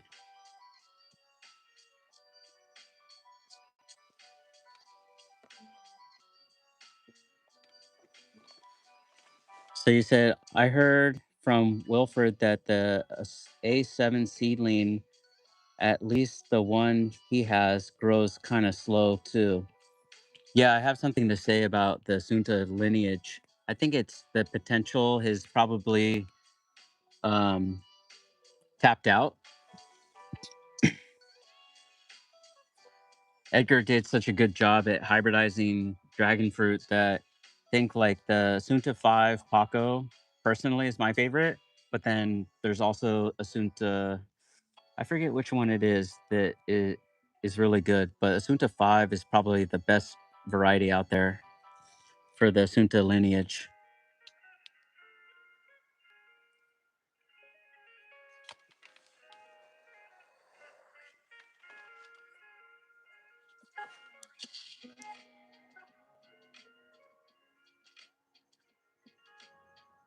Yeah, Asunta 5 is probably the best.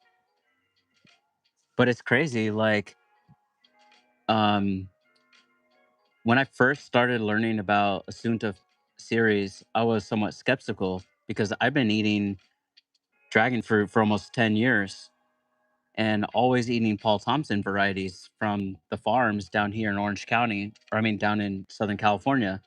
So I was like, how can it be better than Paul Thompson varieties? But I was pleasantly surprised to try the Sunta 5 Paco from Oceanside Dragon Fruit Farm.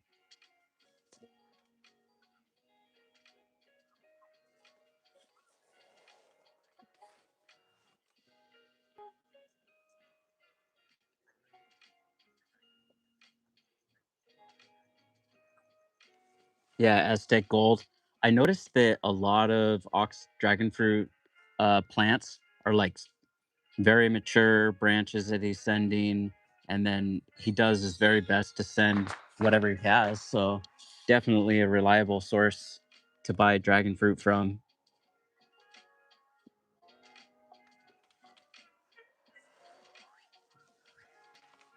I've never bought any cuttings from Ox Dragon Fruit Farm.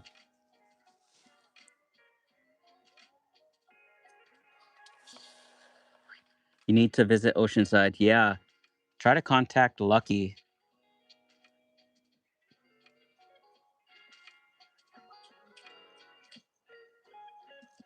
Lucky. I spoke to Lucky today.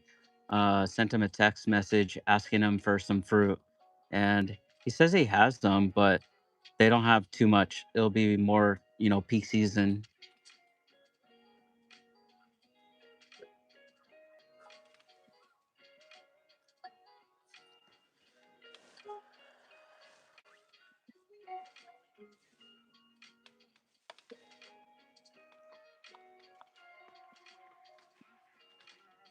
And then there's the other dragon fruit farm, Jay, the one that's in Escondido. I just learned about it maybe a month ago.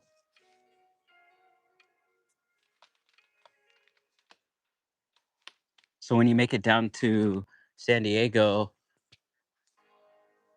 maybe you can make a double trip to the new farm.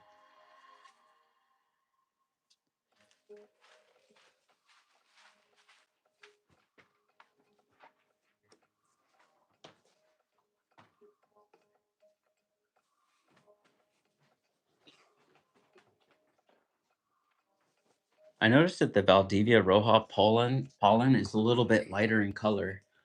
I don't know if that means anything. I'd like to get expert opinion from you guys. Let's see.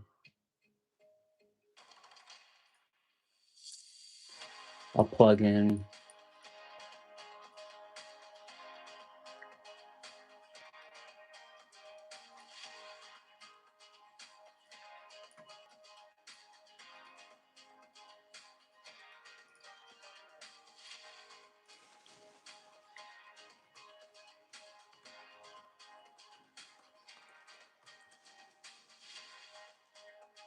For Tool.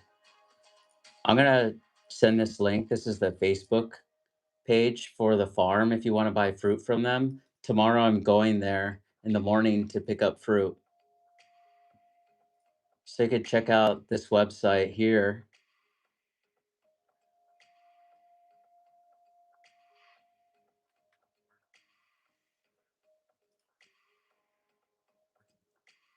And they actually have a 4th of July special right now to celebrate freedom with fresh, delicious dragon fruit. The owner is really smart, friendly guy.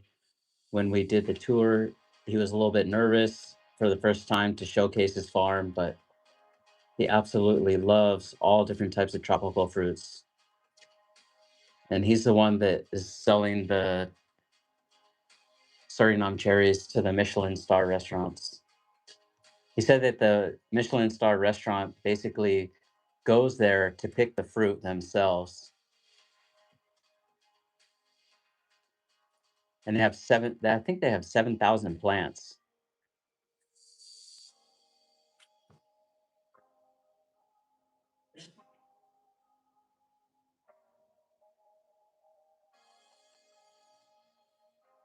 And then you can buy fruit on their website too. So this is a website if you want to buy the fruits.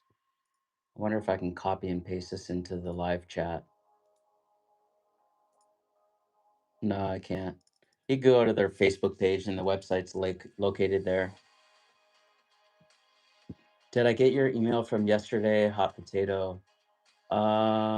Let me check right now.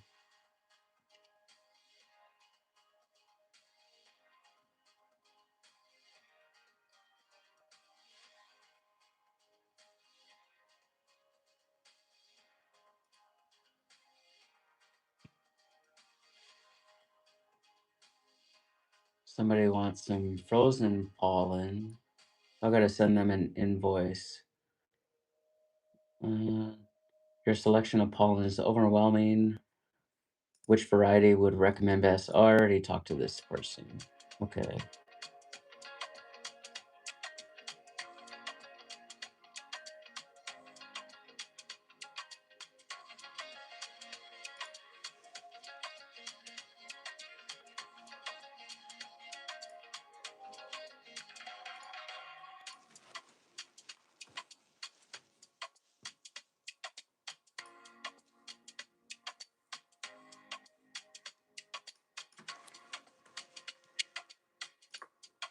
I'm not sure what your email address is.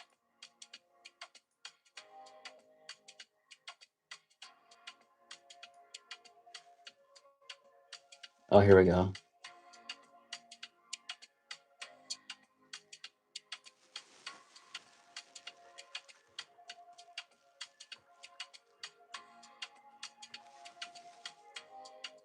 Yahoo? Cool. You've got mail.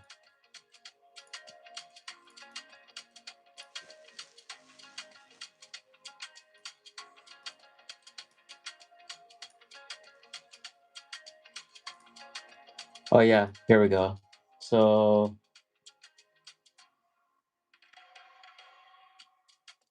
oh yeah, I did. Yeah, I think I sent, or this is from today, 7 hours ago. I don't think I got your email from yesterday. Is it about the grafting dragon fruit?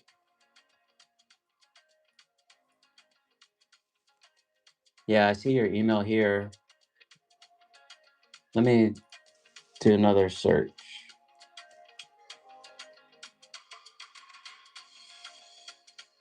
Yeah, I just have this one email from you. Yeah, if anybody wants me to graft dragon fruit for them, I can graft it and then I can send it to you. I'm not going to charge you more than what I usually sell the cuttings or the rooted cuttings for. I mean, if you want a cutting and just the cutting, I can graft onto the cutting and send you the cutting that's not rooted.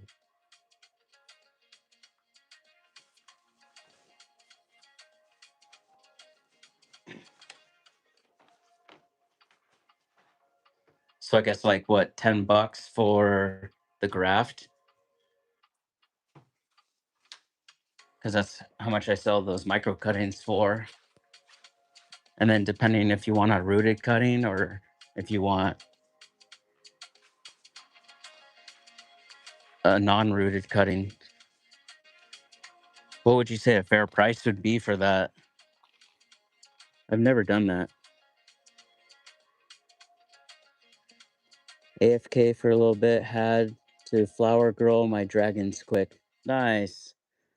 You use the flower girl? Yeah, what do you guys think about that farm?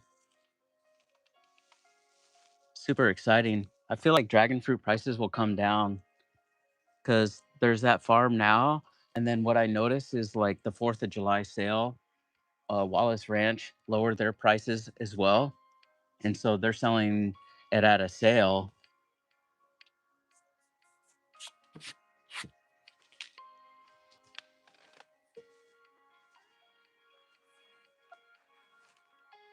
You know, the farms aren't making money off selling the dragon fruit itself. They're making money off of the cuttings. I mean, I don't know. Are they making money?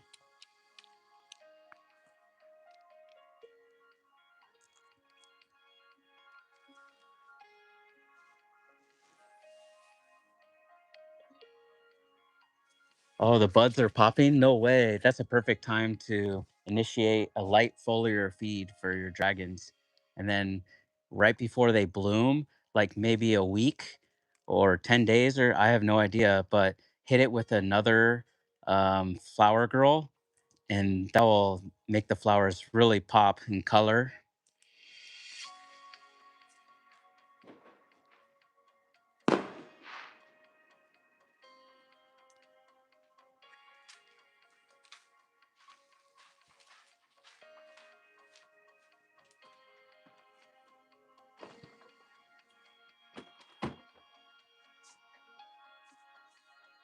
It's definitely 4th of July over here.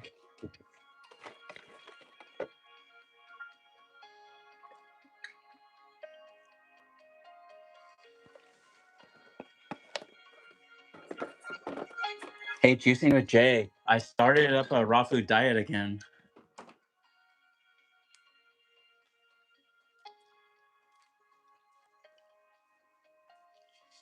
You know about the Green Star juicer by chance?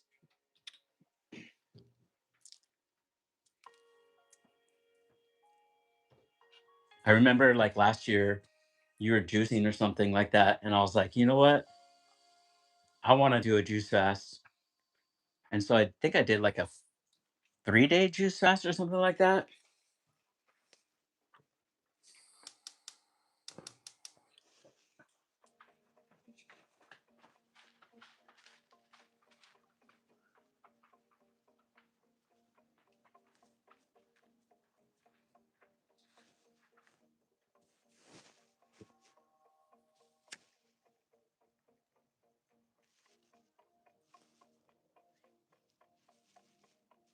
All right, we got six six solid subscribers standing. Welcome to the gardening channel with Hot Potato. Congratulations, everybody who's stuck around for the whole live stream. We got one more hour to go, or an hour and 20 minutes.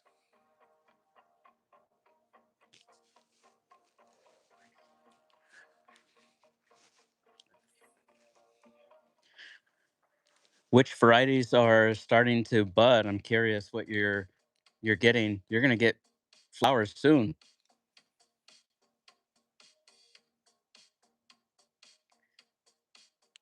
Yeah, 30-year-old Vietnam white. That's so cool.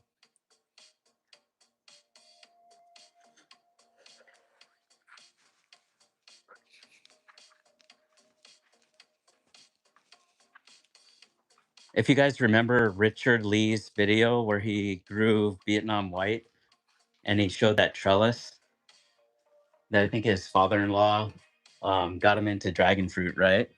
And so I was like, oh, that's so cool. I want to get that variety. So last year went over to Richard's house and got Vietnam white. He gave me a free cutting.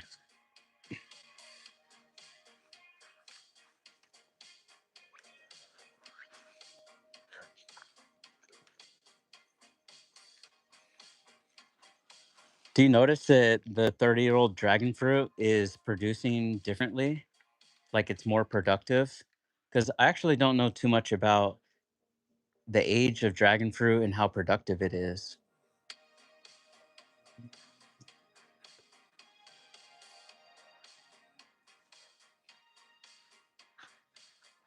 Oh my God, Asunta 6 is blooming tonight.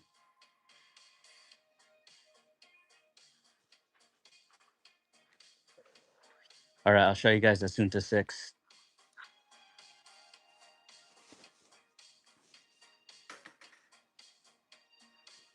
All right, let's go over to Asunta 6.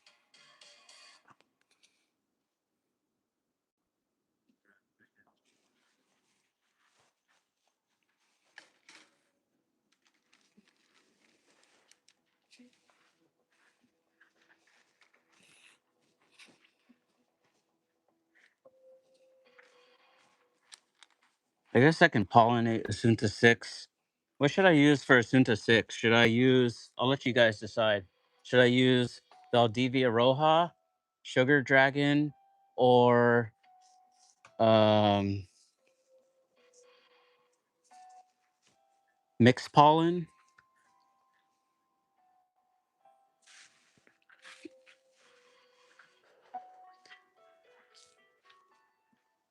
Oh, there's a cat.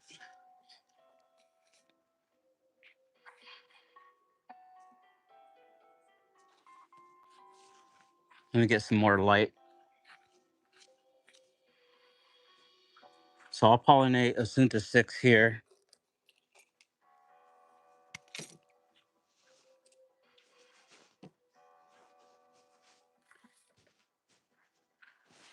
I might lose you guys on the live stream.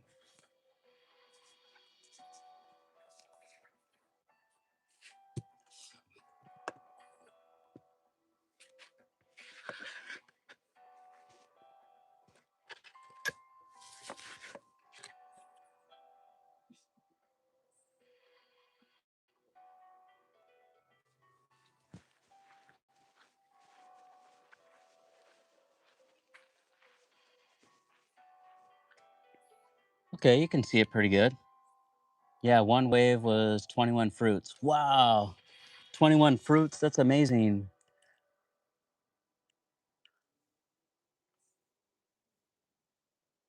Asunta 6 in the house, everybody.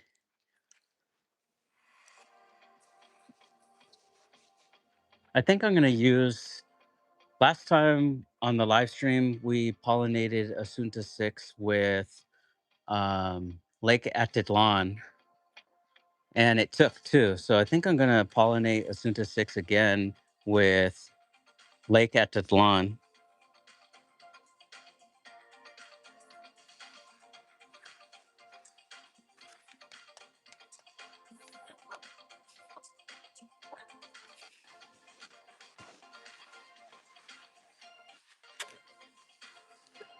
Then we got some other flowers in the background.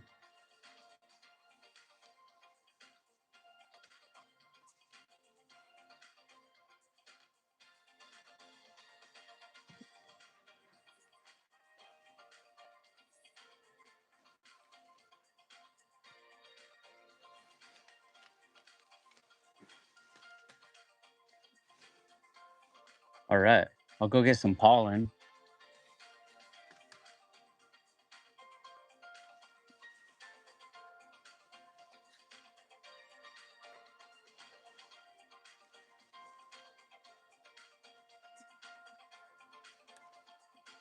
I'm going to pick up a new iPhone too.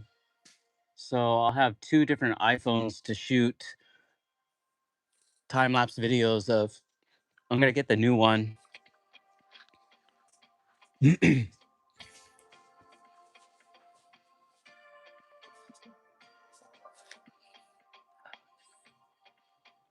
Valdivia Roja?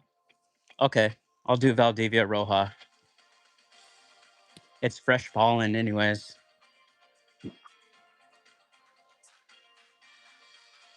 I'm definitely doing Valdivia Roja.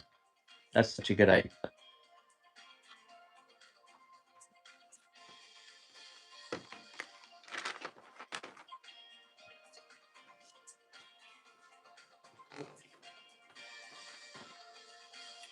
Yeah, let's go. Man, can't wait for Trellis to be 30 years old. You know, Rare Dragon Fruits got all those dragon fruit plants from like, Leo. I thought that was really cool too.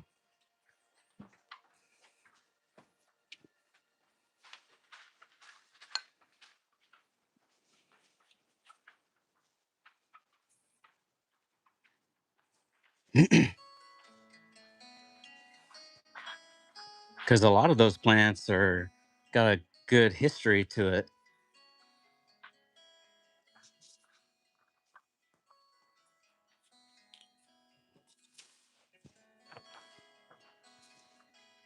All right. Wow. I would have to mention that the scent of Asunta 6 is quite pleasant.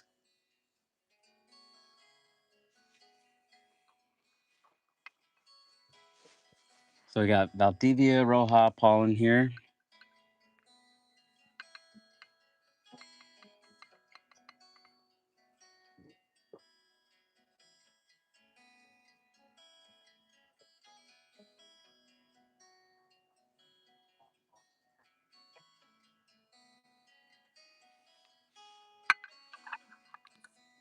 Beautiful. Oh, wow. It smells really amazing, guys. So maybe Valdivia crossed with the Sunta 6 to do a tribute to Edgar Valdivia and Richard Lee from Grafting Dragon Fruit. So we can use the seeds from this one and possibly cross with the grafting project that we're doing. I mean, the hybridization project that we're doing here on the gardening channel with Hot Potato.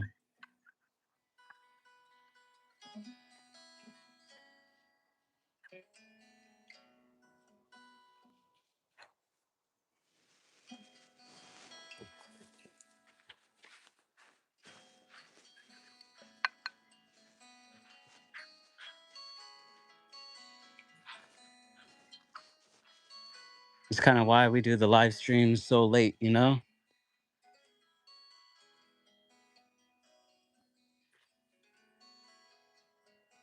You want some seeds? Oh, I got you, Jeff.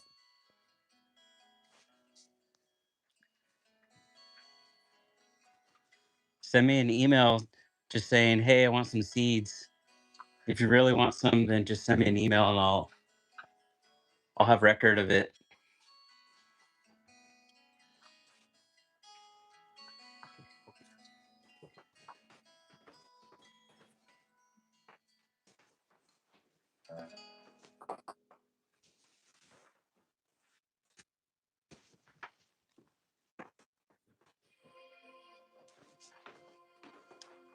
Cool. Now I got more Asunta 6 pollen.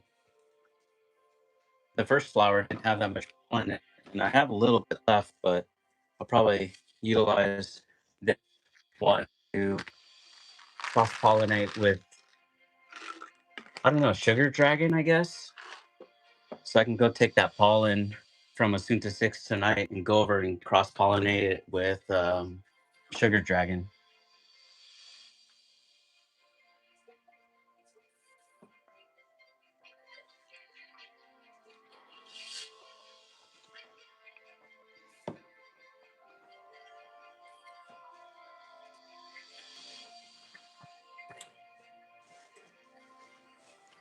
Or should I do the cross pollination with sugar dragon and Valdivia roja or Lake Etlan? I got kind of like four choices. I can do mixed pollen for the sugar dragon. Sugar dragon is always a good option. Which Asunta 6 do you have? This Asunta 6 flower is from Richard Lee, and he sells it on his website. So I have that one. So there's Asunta 6 Wildberry Skittles. There's Asunta 6. And then what are the other Asunta 6 varieties?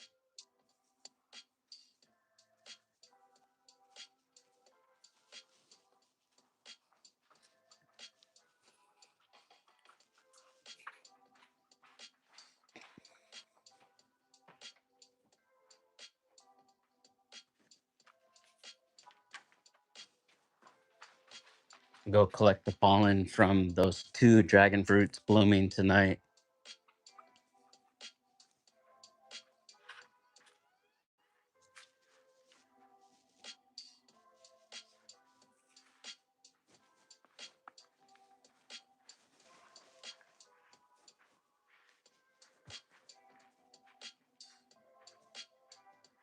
So this is number 8 flower. And then we have two more flowers over here that we're going to collect pollen from the vacuum.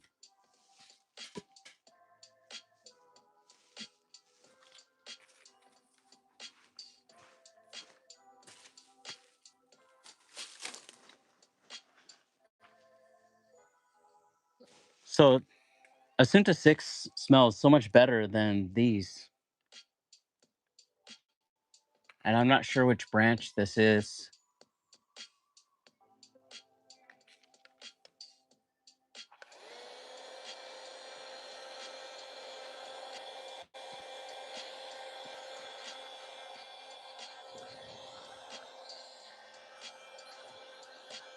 But it's a Paul Thompson variety.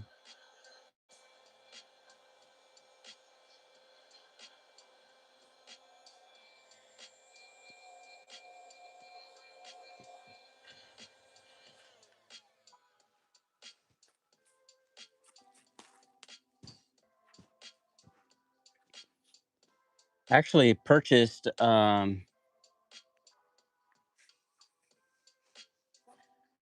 Axe from Wallace Ranch. And when I purchased all the dragon fruits, I never received Axe.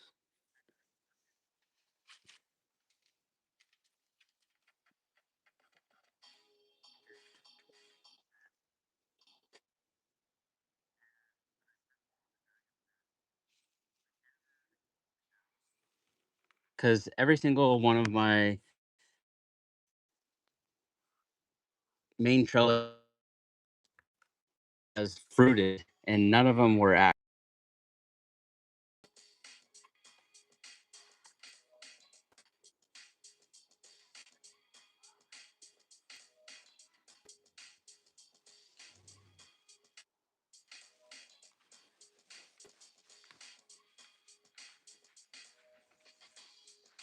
So even the farms can make mistakes.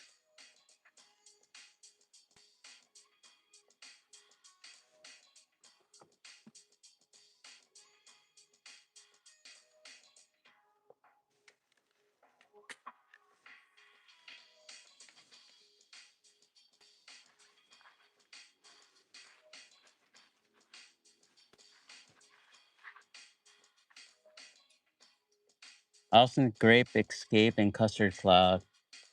Okay. Oh, okay. Oh, yeah, you might be right. That's D1 and D2. That's from Asunta 6, the sister seedlings.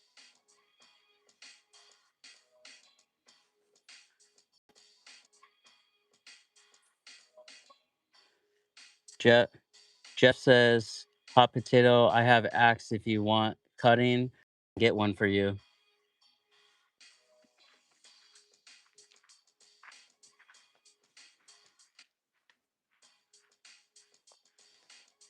Do you like the fruit? How does it how does it taste? I've tried axe before.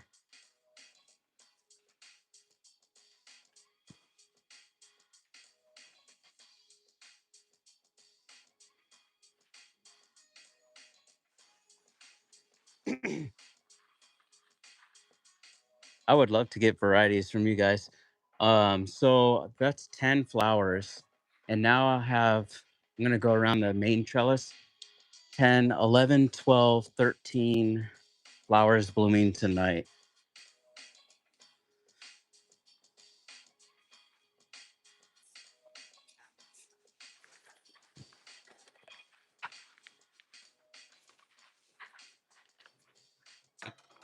Okay, so I'm risking the live stream for the biscuit here by going out towards the main trellis. So if I lose you, I probably won't jump on the live stream again and I'll just call it a night. But I do have the live stream for all night tonight with music.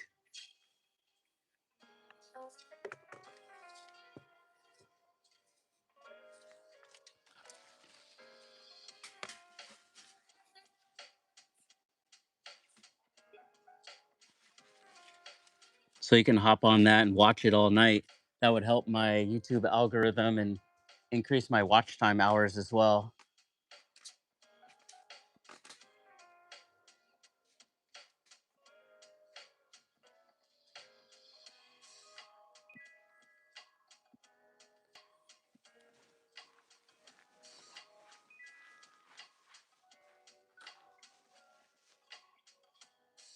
Cool.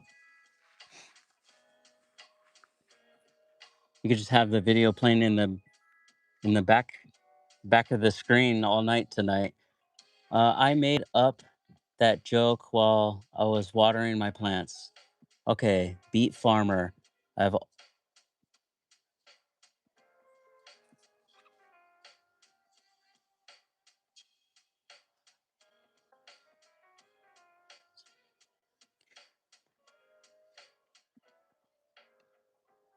Oh, that's really cool. I like that joke.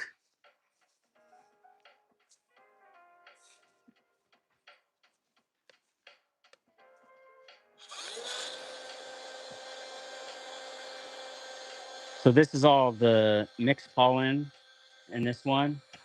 So I'll be shipping out some of this mixed pollen to some people on Monday.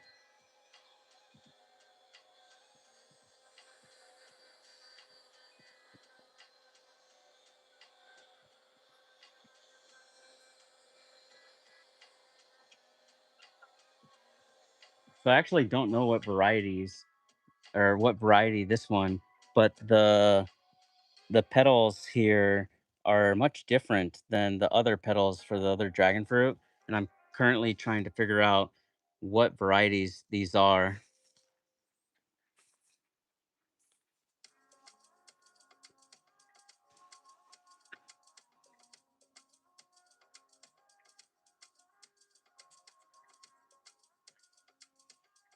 But if you post anything on Facebook, they're going to tell you it's annoyed.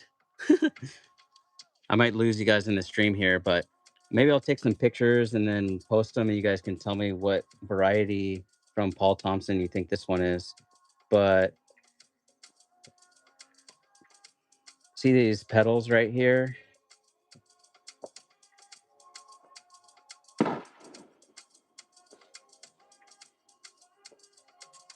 Check out that one.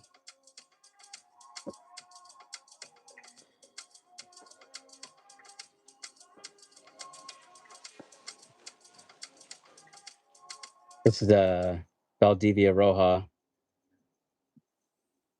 Got another Valdivia Roja right there. There's the Nectar Sunrise across the Sour Patch Kids. I I keep coming out here and trying to break off any of the new growth that I see on here. Even up here, um, just one branch.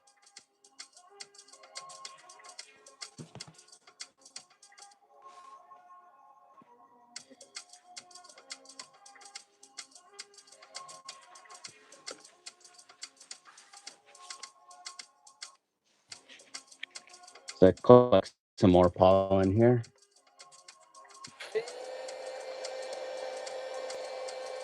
The thing about the live streams is that it's maxed out at 1080p. So I'll save the really beautiful footage that I'm going to shoot with a, I'll save it for a 4K ProRes.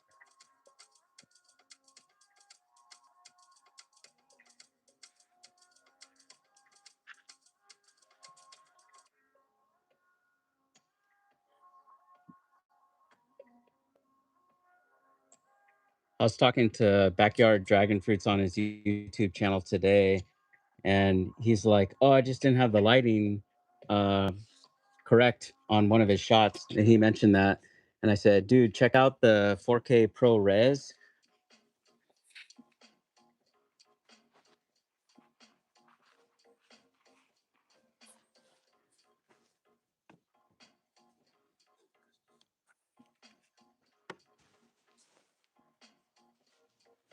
And I'll go. I'll show you guys the um, little cart, the insert that you put USB-C extension.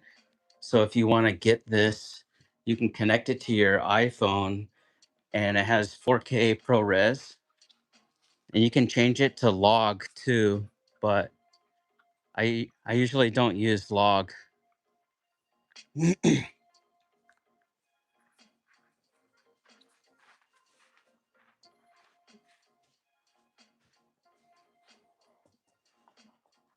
That's where you can get all the fine details on your video shots. So this is the Lexar, and this is a little attachment that you can purchase, and that way if you can still have your case on the iPhone to protect it.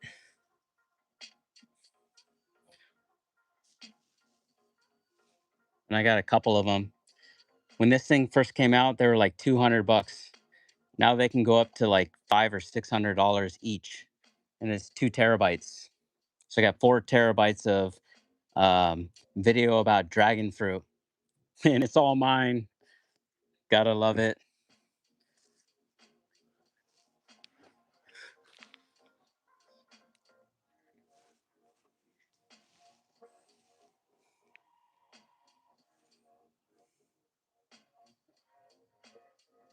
Yeah, and it's like a little rubber attachment that they have to protect it.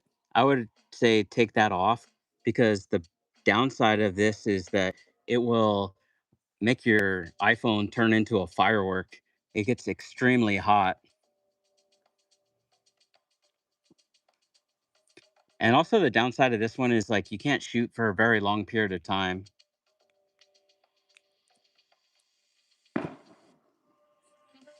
So there's a little attachment to it.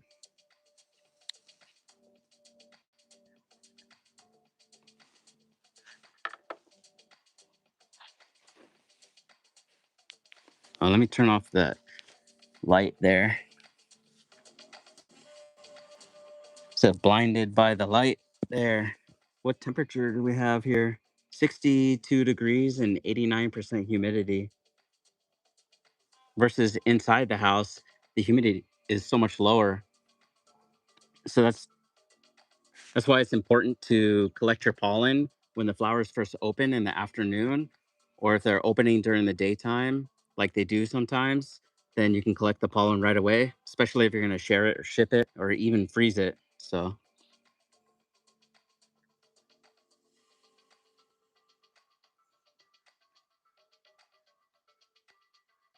I just counted 45 flowers on my Vietnam white so far. 45. That's awesome, dude. It's going to be 100 degrees for the high today with a 60% chance of rain in the afternoon or evening. Where are you at? And I'm sorry if I forget where you guys are growing, but thank you so much for responding each time. And I don't want to be redundant. I do my best to remember everybody and where they're growing from. So it's just a process. Why should you be very discreet in a garden? Because corn has ears, potatoes have eyes, and beans talk. Beanstalk, ears of corn,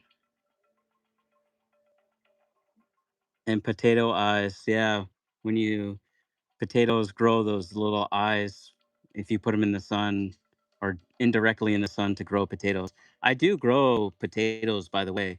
They're underneath my cherimoya tree, and we did harvest some last year. But oftentimes with gardeners, you don't eat what you actually grow. So hopefully the potato is going to do really good this year. And maybe I could give away some potatoes.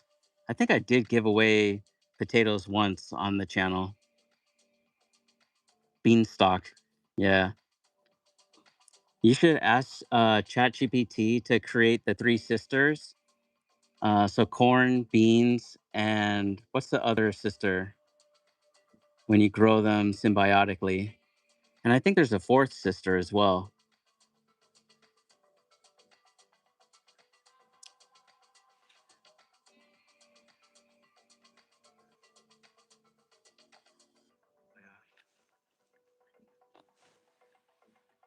So we had about 15 flowers bloom for 4th of July. And I think that's pretty cool.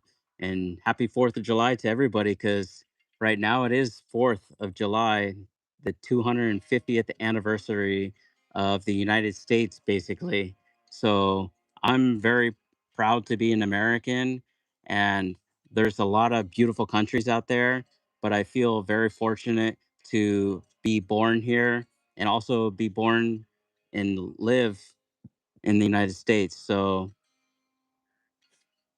I'm not like super like hardcore American where I have flags up all the time and but I am tried to stay the humble side of being American and always try to live in that like Martin Luther King vibe, and kind of like Mendel too, where you have that be the change you want to see in the world.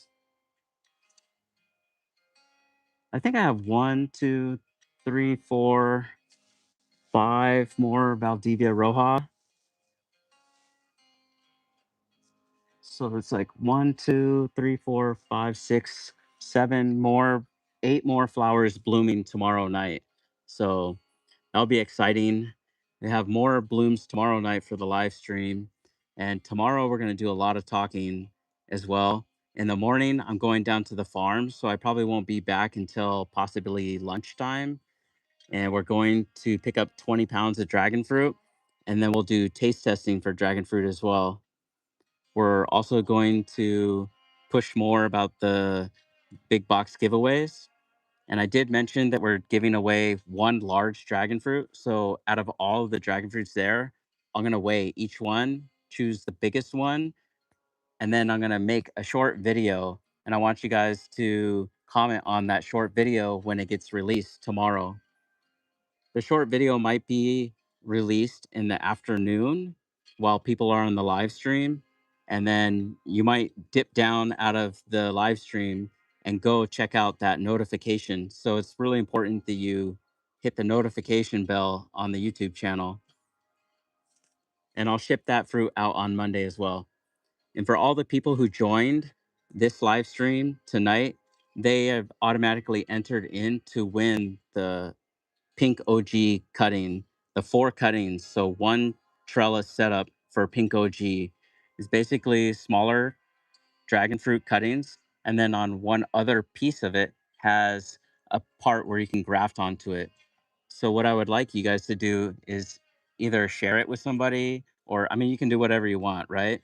But basically graft that small piece onto your main trellis system and then you can root out those other ones and do as you please with the cutting obviously. Once it's yours, it's yours. It's like When I go to a farm and I record that video and they gave me the okay to shoot the film, that's my property now. And so that's your dragon fruit cuttings, you know. You can do whatever you want. That's the beautiful thing about America.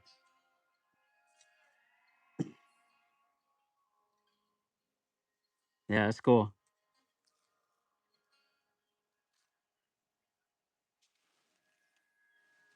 Ah, I'm so grateful. Yeah.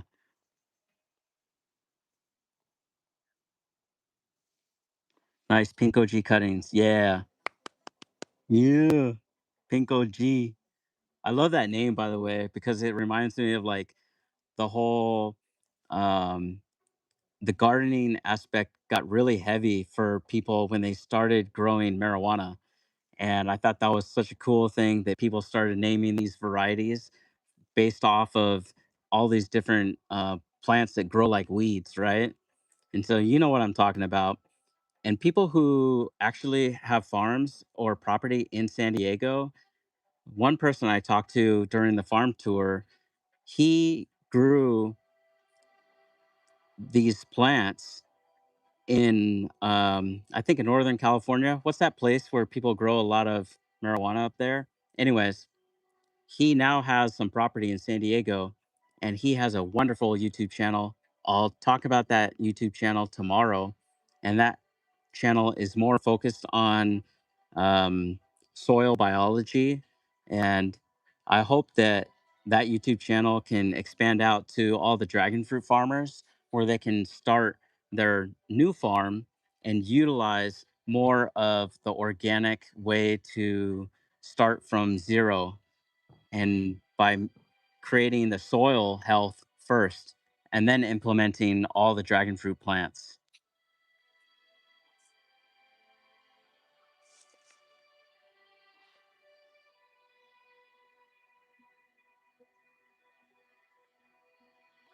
Oh yeah, that's cool. Yeah, give it away on another live stream. That would be awesome. You can't grow potatoes, onions together because onions will get in the potatoes' eyes and make them cry. Oh, I'm gonna tell my dad that tomorrow. That's hilarious. A- And my wife, she's loves these jokes too, so she's gonna have a riot. You know, if you're into Mexican food, one trick to use with onions is to wash them. So that's a technique in the cooking. So when you have a taco, you have onions on top, but you don't want to have that onion breath. So basically, you wash the onions in water. And you can also have onions cut first, like in terms of health, you can have onions cut and allow them to release the gas, which goes underneath a chemical transformation that allows you to absorb more nutrients from the onions. And onions also have a lot of albumin to them, so they help keep all of your fluid inside your body. It's a wonderful food to eat every single day. And you wonder why the Hispanics live so long next to the food that they eat. They do eat really healthy. I mean, I'm not talking about the Coke and the unhealthy foods, but the traditional way of eating Mexican food and plus the family too. And it's totally amazing. It's one of my favorite cultures out there. Yeah, Humboldt County. Yeah, so I met the guy during the farm tour, and he was from Humboldt County for 10 years growing, you know, weeds. So now he's doing this amazing, um, where he's using like comfrey, like his latest video, he talked about making comfrey tea, where you basically just grow comfrey and then you put it in water and you let it ferment for a couple weeks. And then you can apply that to your garden. Especially if like that farm that we went to, the dragon fruit farm, they also grow a lot of different types of tropical plants. So it's good if you're having like that tropical food forest to implement those ideas that his YouTube channel talks about.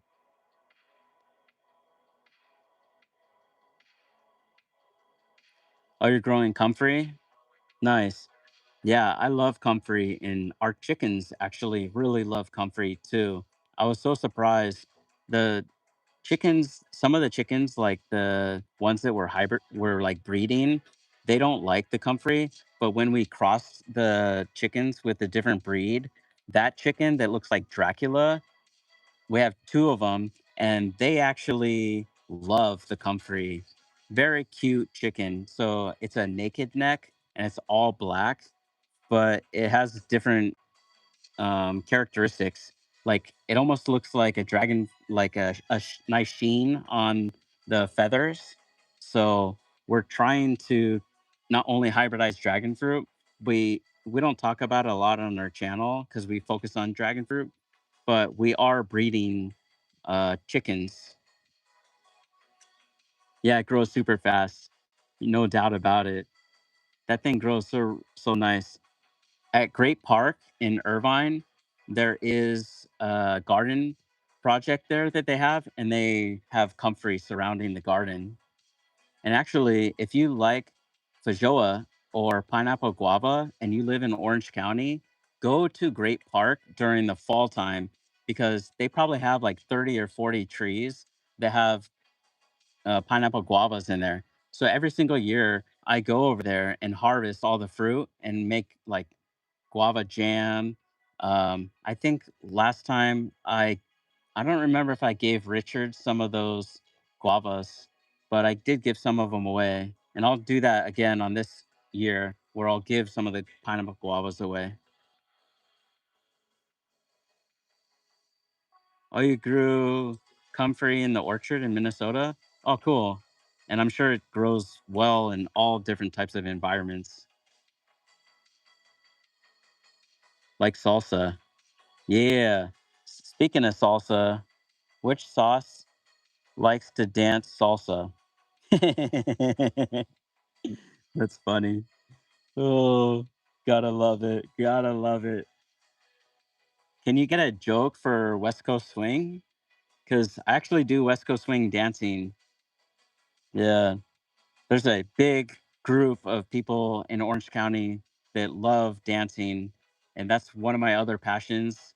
And so when Dragon Free season is not so prevalent, I also like to go to Atomic Ballroom, and that's one of the most fun things to do. People are up all night dancing till 5 o'clock in the morning, and you can go to different states and go dancing in like hotels where they hold events there too.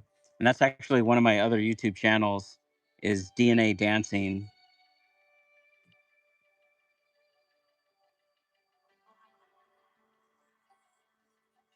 South Florida Sunshine did mango tasting on her channel earlier tonight if you're interested.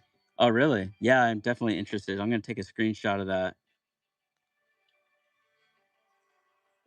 I recently subscribed to somebody from Florida where he does like side by side comparisons of mangoes. So I think he did one was like the Angie mango and then like the ice cream mango.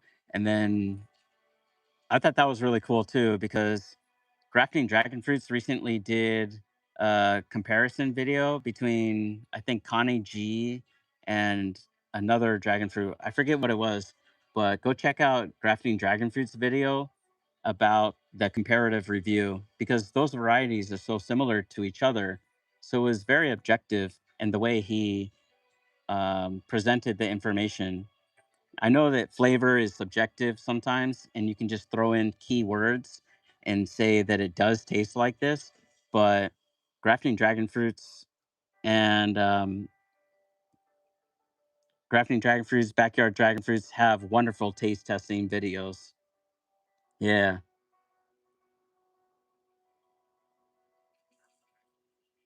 everybody has their own palate. You know, that's what's cool about dragon fruit.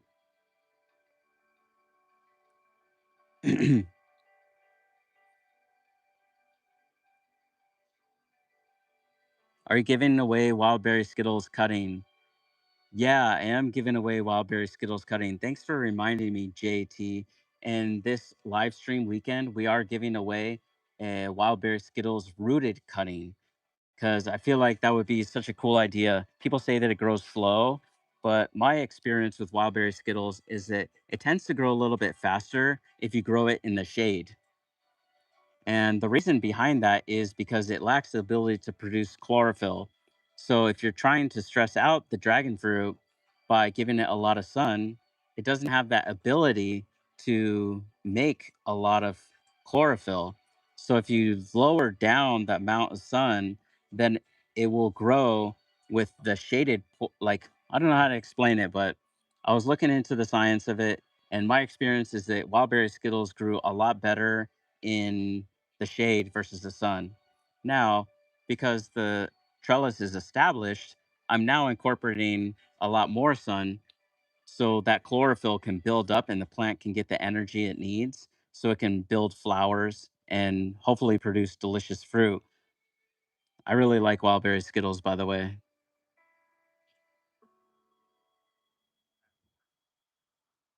All right, cool. We're calling it a night.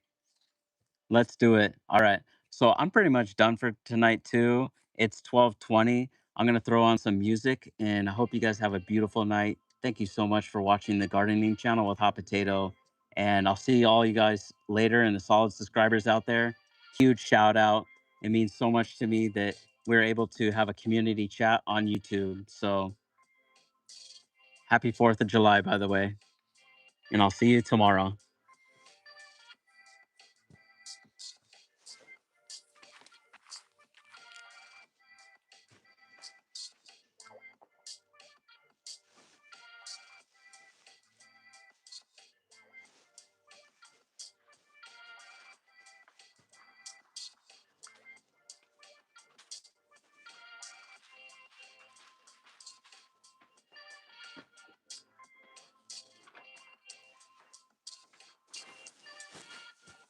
Let me know if there's a certain music genre you guys want to listen to, because I'm gonna hop on the other live stream as well for the night, so I can put on some sleepy music.